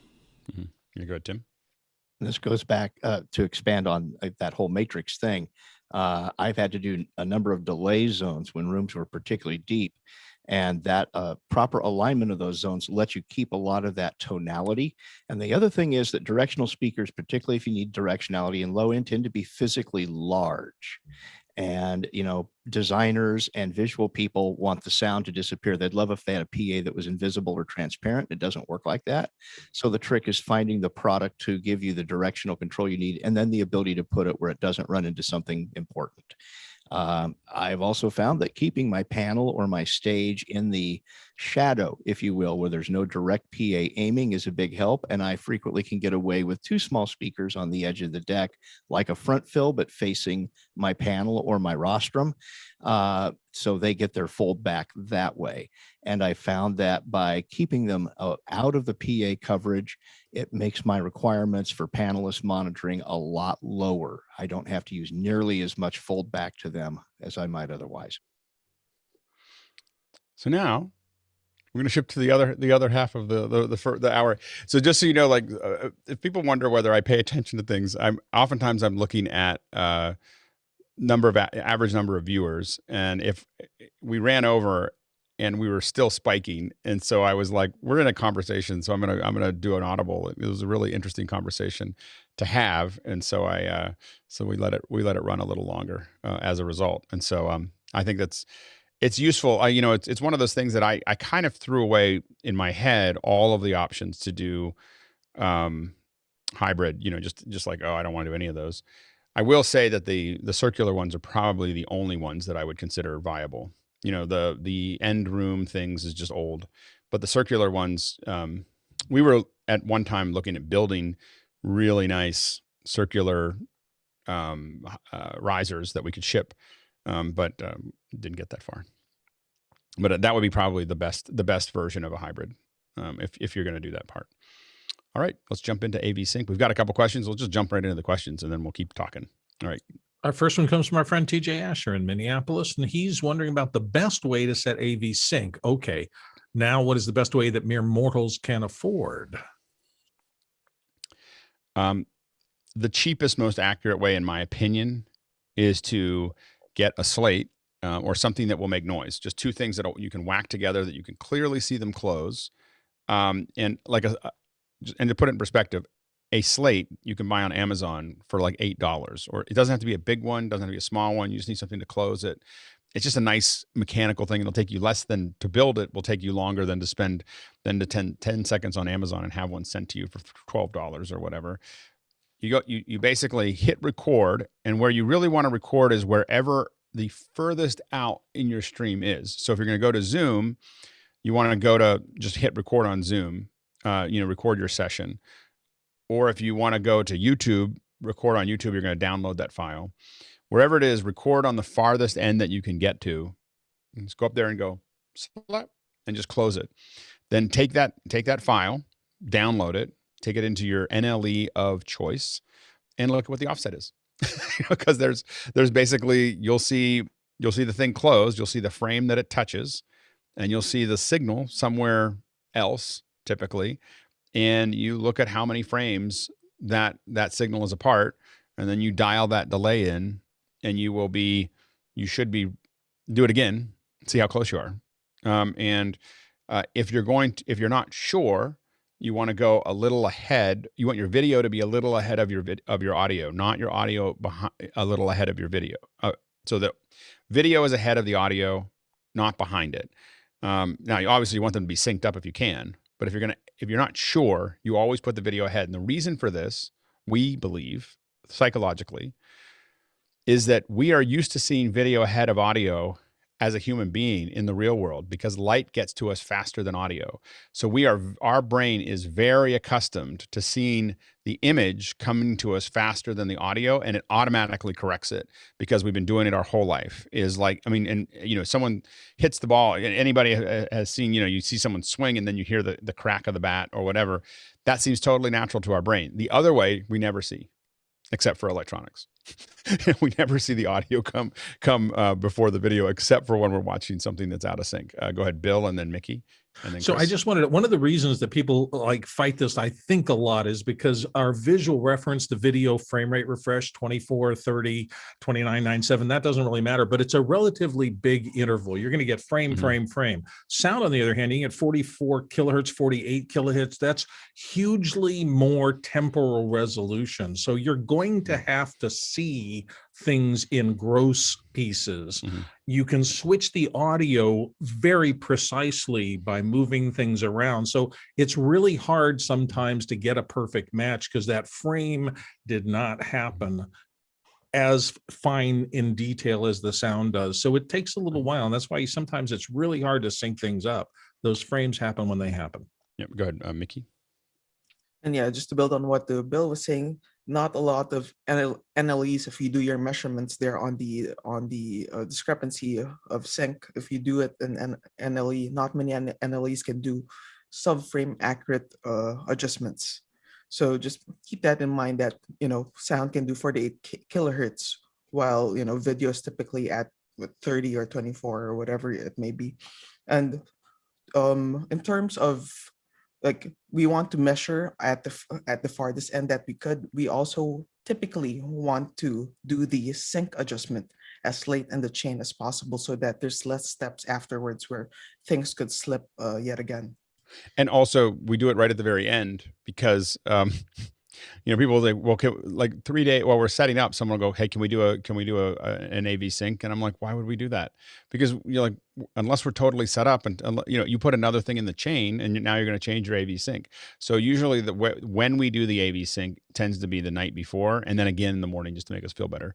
But the it's the night, typically we can make that adjustment, you just dial it in at that point. So it's not hard to make the adjustment, but you want to make sure that everything is settled and we're not literally adding one piece of electronics to what we're doing.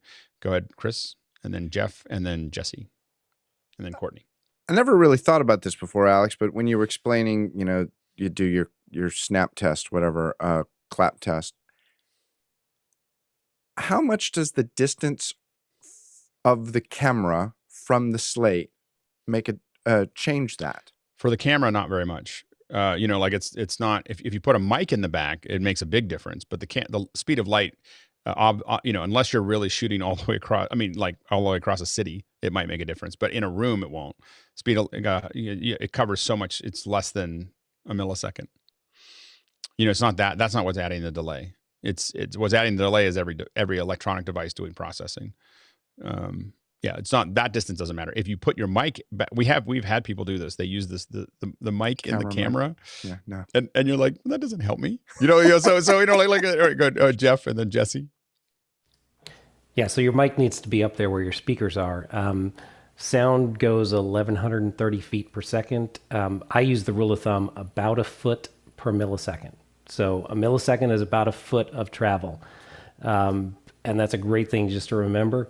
30th of a second, 30 frames per second, 30th of a second is 33 milliseconds. That's about 37 feet. So every frame of 30 frames per second video is about 37 feet of sound traveling. So each nudge of one frame is going to move you 37 feet closer or farther away from listening. And if you think about listening in a large movie theater, there are people that are close to the screen. There are people that are 30 feet back, 60 feet back, maybe 90 feet back. So there's a lot of slop in a movie theater, and we're all fine with that. A little bit of sound being slightly behind picture. Go ahead, Jesse. Yeah, I just wanted to talk about the variety of endpoints and the variety of sources when thinking about sync.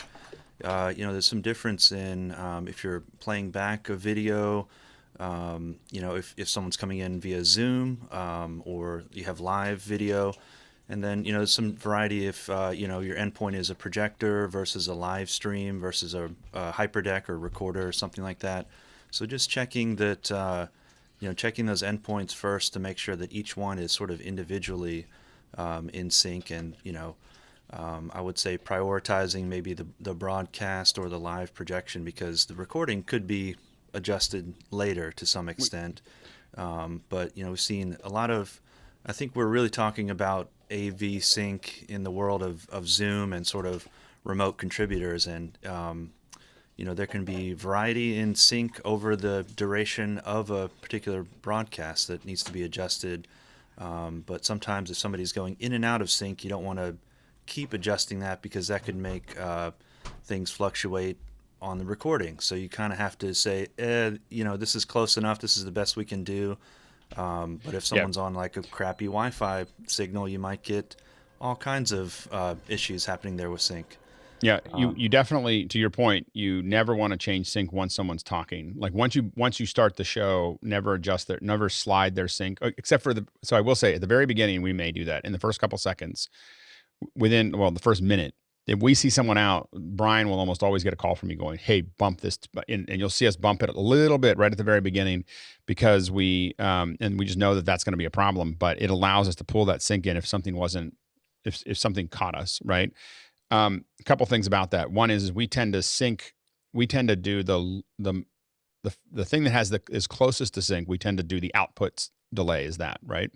So we sync the fastest thing in the output, and then we add delay to the inputs of everything, because that can also be a wireless mic. We'll have a different thing than a wired mic.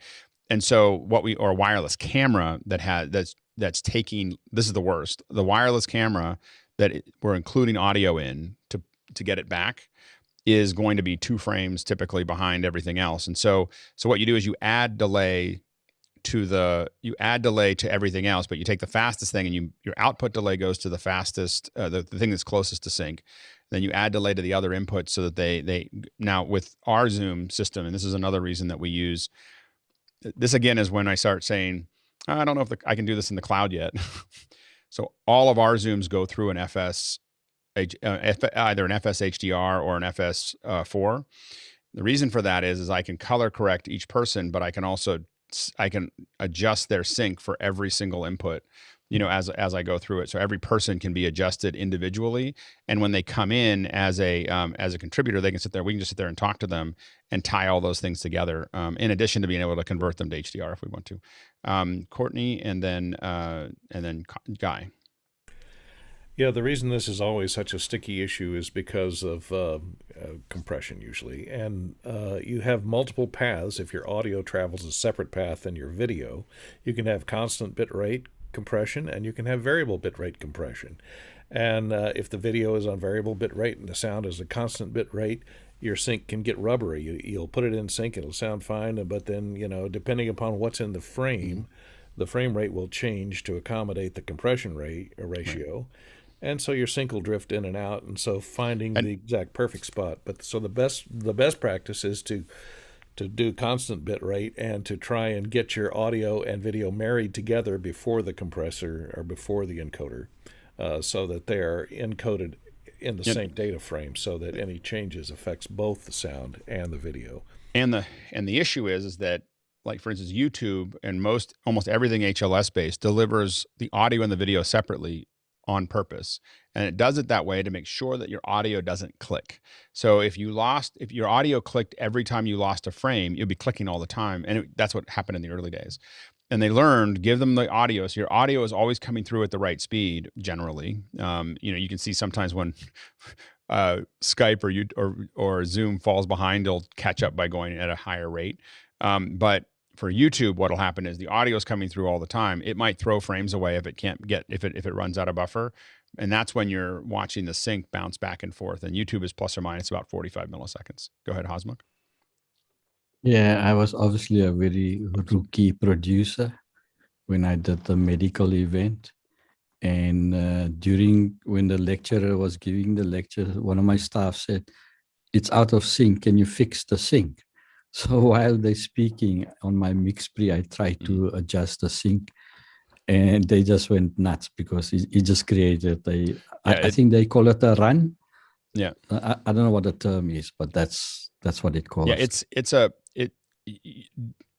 you try to do all the stuff before the show. Doing stuff during the show is something that we generally recommend staying away from. We call it just leave the knife in. A lot of times if someone gets stuck with something, leaving it in and pulling it out, you have to make a decision of which one's going to cause more damage, and so sometimes you just leave it in. Go ahead, Guy.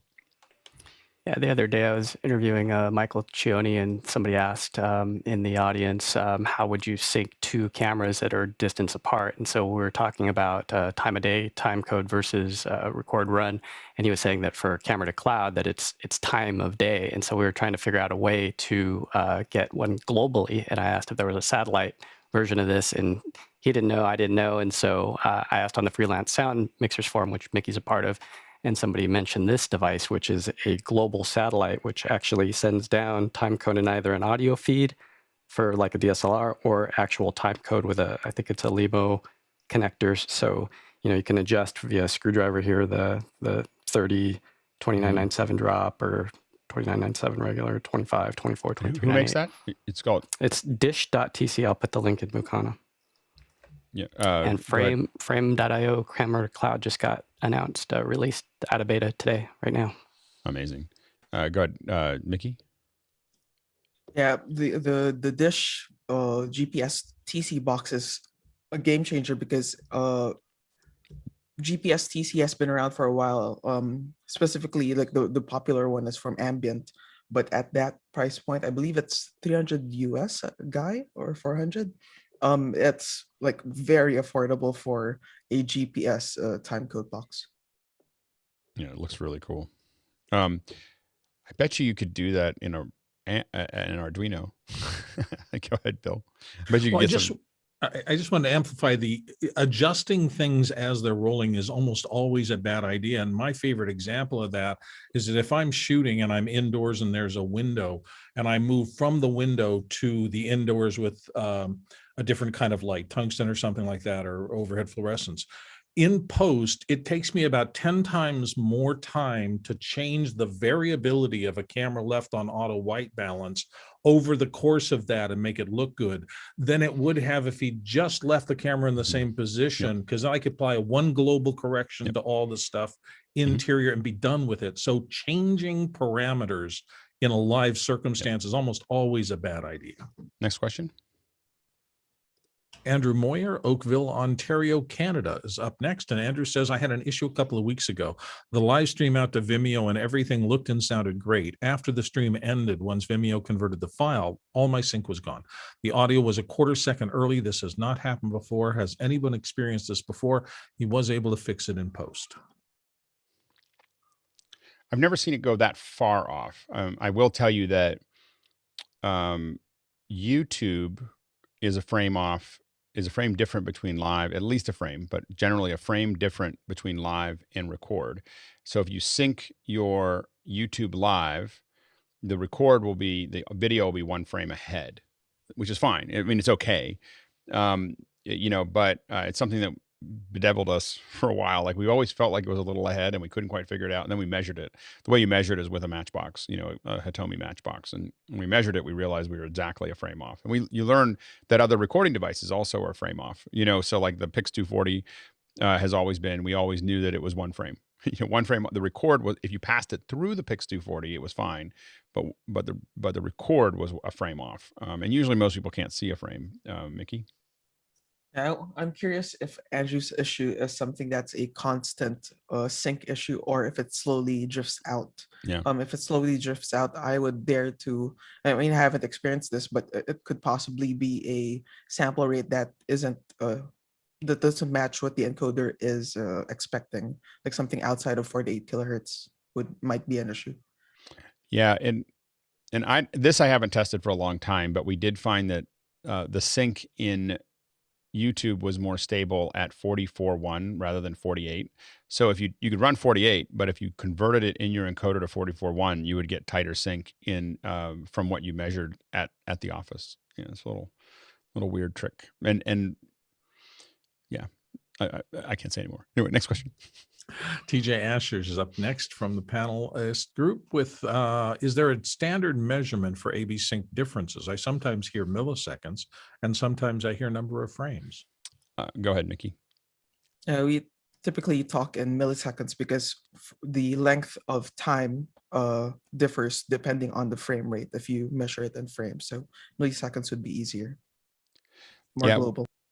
Yeah, it's easier to tell someone who is on a mixer, for instance, to dial in a certain number of milliseconds. Now we'll say frames. I say frames a lot because we're always working in 30.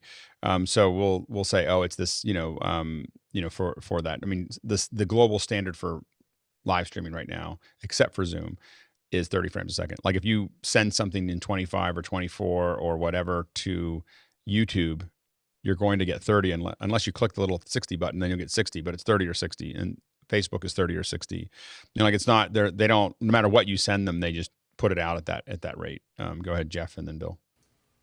And typically the video chain has more latency in it. So it's always the audio chain that we're delaying, and audio people tend to think in milliseconds rather than frames. And if your video gets way ahead of your audio, something is very, very wrong. Like it's and I have it. So I have a project that I work on that we have to delay the video by 400 milliseconds because there's so much processing on the audio. But it is it's very unusual, and you have to have really expensive. The boxes that do that start at 10 grand. To do that kind of delay, and the ones we have are like $25,000 to do that are required to make that delay work. Go ahead, Bill.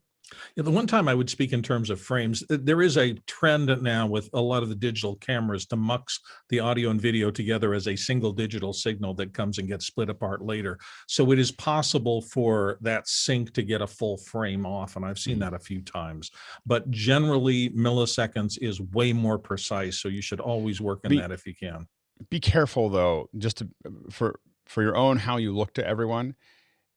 If you say something's 15 milliseconds off, you better be really sure, because almost everyone goes, I don't think that person knows. Literally, someone says, I think it's 10 milliseconds off. Like I've had clients go, I think it's 10 milliseconds off, and I am like, there is no way you can see that. There's like zero. Now I've had one client that said that they thought it was 15 milliseconds off, and we dialed it in. They might have been right, but that was from a very specific client who had that's all they do, I think, is look at that. And but in general, if you say any increment that is less than 30 milliseconds, you won't be taken seriously. Like people just stop. The people in production will stop listening to you. So you just need to be careful of, because almost nobody on earth can see less than a frame. And there are people who do, and we'll tweak it quietly. And sometimes I think I can see it, and sometimes I think I improve on it.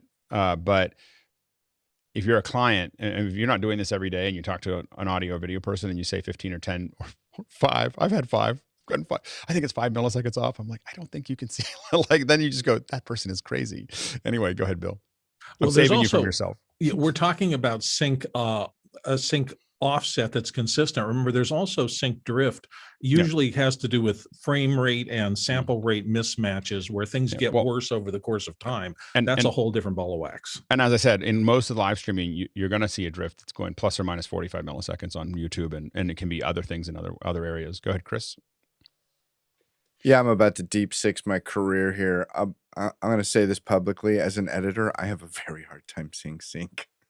Yeah. Just... if you ever work with me, double check everything. Yep. Next question. John C. Robles of Mexico says, can we see a simple demo of AV sync? We set up a whole hour, and I didn't really set up for a demo. I just set up for a discussion. So we'll come back to it.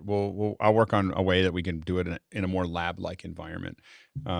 That's what I'm trying to work on right now, is building up a lab that I can actually show things on. We'll work on that. Yeah, don't let Chris do the demo now that he let us in on exactly. He's busted himself. Yeah, I'm not allowed to do color. Chris is not allowed to do sync. All right, next question. Talak Lopez Waterman's back from New York with, is the latency of HDMI static, or does it change with cable length? Go ahead, Tim. Electrons travel at nearly the speed of light. The cable would have to be incredibly long to affect transmission time. And also, in an HDMI cable, they are embedded together. Those packets are coming as one group. When we stream, we separate them out for a variety of reasons. But when they're going across a cable, they remain embedded and together as part of the same signal. So that even if there was degradation, you'd see breakup, but you wouldn't see a slide in sync. Now, if you separate it.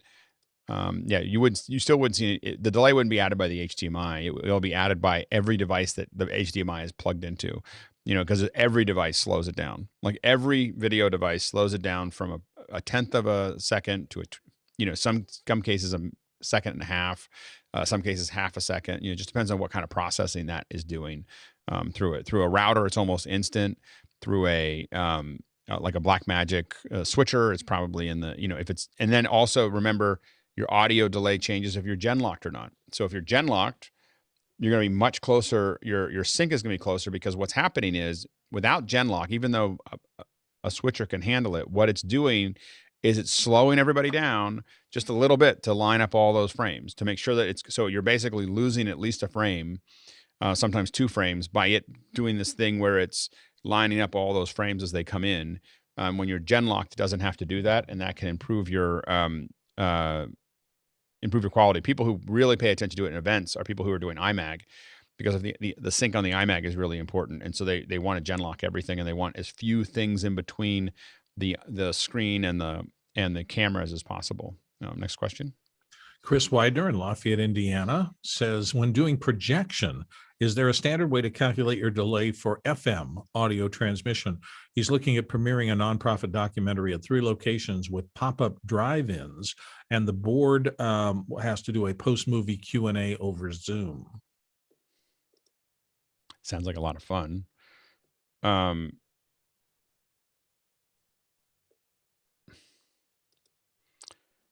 I don't think there's going to be, I don't think the FM is going to be the delay. It's going to be all the units that are doing what they need to do. Tim and then Mickey. Yeah. Analog FM transmission is, speed of light, basically, just under speed of light. But yeah, the issue will be all of the digital processing that comes in from Zoom, and the audio that then gets fed back into that FM stream will be behind. You go ahead, Mickey. Tim covered it. Next question. Ed Rubin of Oakland, California wonders if anybody has found the clip useful that lives on Twitch AV Sync Test, and has the link there. A lot of these, yeah. So there is a place I think that Twitch has. Oh, there it is. The ProRes download. The H264 is worthless download, but the ProRes, and then you want to take it into your nonlinear editor, make sure it's right on. A lot of these are like a frame off. Go ahead, Mickey. Yeah, exactly. H264, don't use it. Use the intra-frame version. But I'd rather create my own loop clip, like a 15-second, loop thing that I can loop, than just a random video on YouTube. Yeah, and again, I think that especially with these, it's really hard when you see something like that repetitive. I really find that it is hard to really see it. Like usually I want to try to measure it. So anytime that it is, if I have to see it, I want someone talking. Like I can see it better. Personally, I can see it better when someone's talking. And again, we have like what we call a P test, which is just people saying lots of P starting words, because P is something that's hard to say without being in sync. I mean, you can say it, but what I'm saying is you can see sync really easily. And then having people, when you know what you're looking for, it's easier to see it there. And then otherwise, but again, if I don't have a match on any major event that I have a Matchbox. Like I have access to a Matchbox for it. I don't do any major event for a lot of people without it. It's one of those must-have pieces of hardware if you're doing something with big budget. If you are, otherwise I try to measure it by downloading I will actually grab the HLS segment out of an encoder and then bring it in and look at it to make sure I got synced. Go ahead, Leo. So I agree with everything you're saying at a level, but for when I'm setting up a synagogue or a church, we will use that. We will take the video that we will record, we will put it into something like Premiere, and then we can literally go frame by frame on Premiere, and we can look at that's what I'm saying. That's it, and do it that way. And that is good enough for us to get us in the right ballpark, because there's so many things that vary every single time, and if we are close enough for something like that, then it takes the pain away, especially when you're remote to somewhere. And that's why I kicked it off with that exact description, is because to what you're saying is exactly what we do when we don't have a Matchbox. Like that is the solution when we don't have a Matchbox. Next question. TJ Asher, our friend from Minneapolis, says, can we get a demo of that magical, mystical machine that I'm working on it. The AV sync? I'm working on it. I wanted to have this conversation first, and then we'll see if we can. There's a lot to that box, and we'll see if we can get those guys to come on. Next question. Spike Rogers, all the way out in Berlin. Guten Tag. We occasionally have sync issues with vMix and an external USB mixer that's used exactly the same way 6 times a day, with no changes to the system and no system shutdown. Why might this occur? A system restart does fix it. Go ahead, Leo. It's USB bus maxing out. And I have this here. If you watch me, I sometimes will drift out of sync. You're just maxing out the USB buses. You can also get background processes that are basically just taking up when you restart, it turns off a bunch of processes that were turned on for a variety of reasons while you were working. And so they can get in there and just start using too much of the CPU. The CPU doesn't have to get very high to lose sync. So, and also with Wirecast, we had the issue where if you plugged in headphones, it would drop out of sync. Like it would, so go ahead, Leo. I'd also say one of the big problems I've had on Wirecast is an exact example. It's the frame rates that you set in Europe to touch on it to get the right frame rates. Particularly if you're going for a really long stream, I find it will disappear out sometimes. Yeah. So go ahead, Roscoe. Yeah. One thing that we haven't really ran into, but it's a big deal, is freewheeling sample clocks. I don't think that's really an issue anymore the way, but DV Cam was supposed to have locked audio. DV was freewheeling audio. The Canon XL1 went out of sync after 10 minutes. So that's the other thing, is make sure that your audio is somehow locked to your frame rate of your video. Well, there we go. We made it. We actually got through all the questions right on time. Amazing. Great work to the audience. Thanks for he left, but thank you for the great something to gnaw on. That was a great little conversation that we had, that unexpected, about events. I think that went well. And that's what happens when hybrid is mentioned. So what I think that was the most constructive conversation we've had about hybrid, and it reminded me, I mean, like literally I spent a year and a half designing those kinds of events, and I was building it towards so that we could include the online audience and everything else. And I realized I had thought through it, and I had kind of thrown that all out. And now I'm probably gonna have to do a video about it. Like, okay, if you're gonna do hybrid, this is the way to, at least do it. And it was, it was a really useful conversation. Yeah, go ahead, Leo. And, because as I talked before, I do, synagogues, we are trying to get that. We have to get the hybrid into the room somehow. Yeah. But the key thing I did from looking at that was don't have the gallery in the main shot. We realized that, and you talked about it, and it's like, don't put the gallery in the main shot, because if we put it in the main shot, half those people are picking their noses or looking out at the sky. And it just doesn't add to the thing you want to watch. It's because you still are. I mean, in any hybrid, the online audience is still at the kiddie table and acting like it, because they're in the kiddie table. They're not really there. They're not really engaged, and you're not pulling them in the same way. So, all right. Well, great work to our producers watching, asking questions, voting on questions. You have done a great job yet again. Amazing, 300 and something in a row that you've done a great job. Panelists crushed it today. We covered stuff when we needed to. We moved fast when we needed to. So well done. And we're gonna jump into the post show. See you guys tomorrow.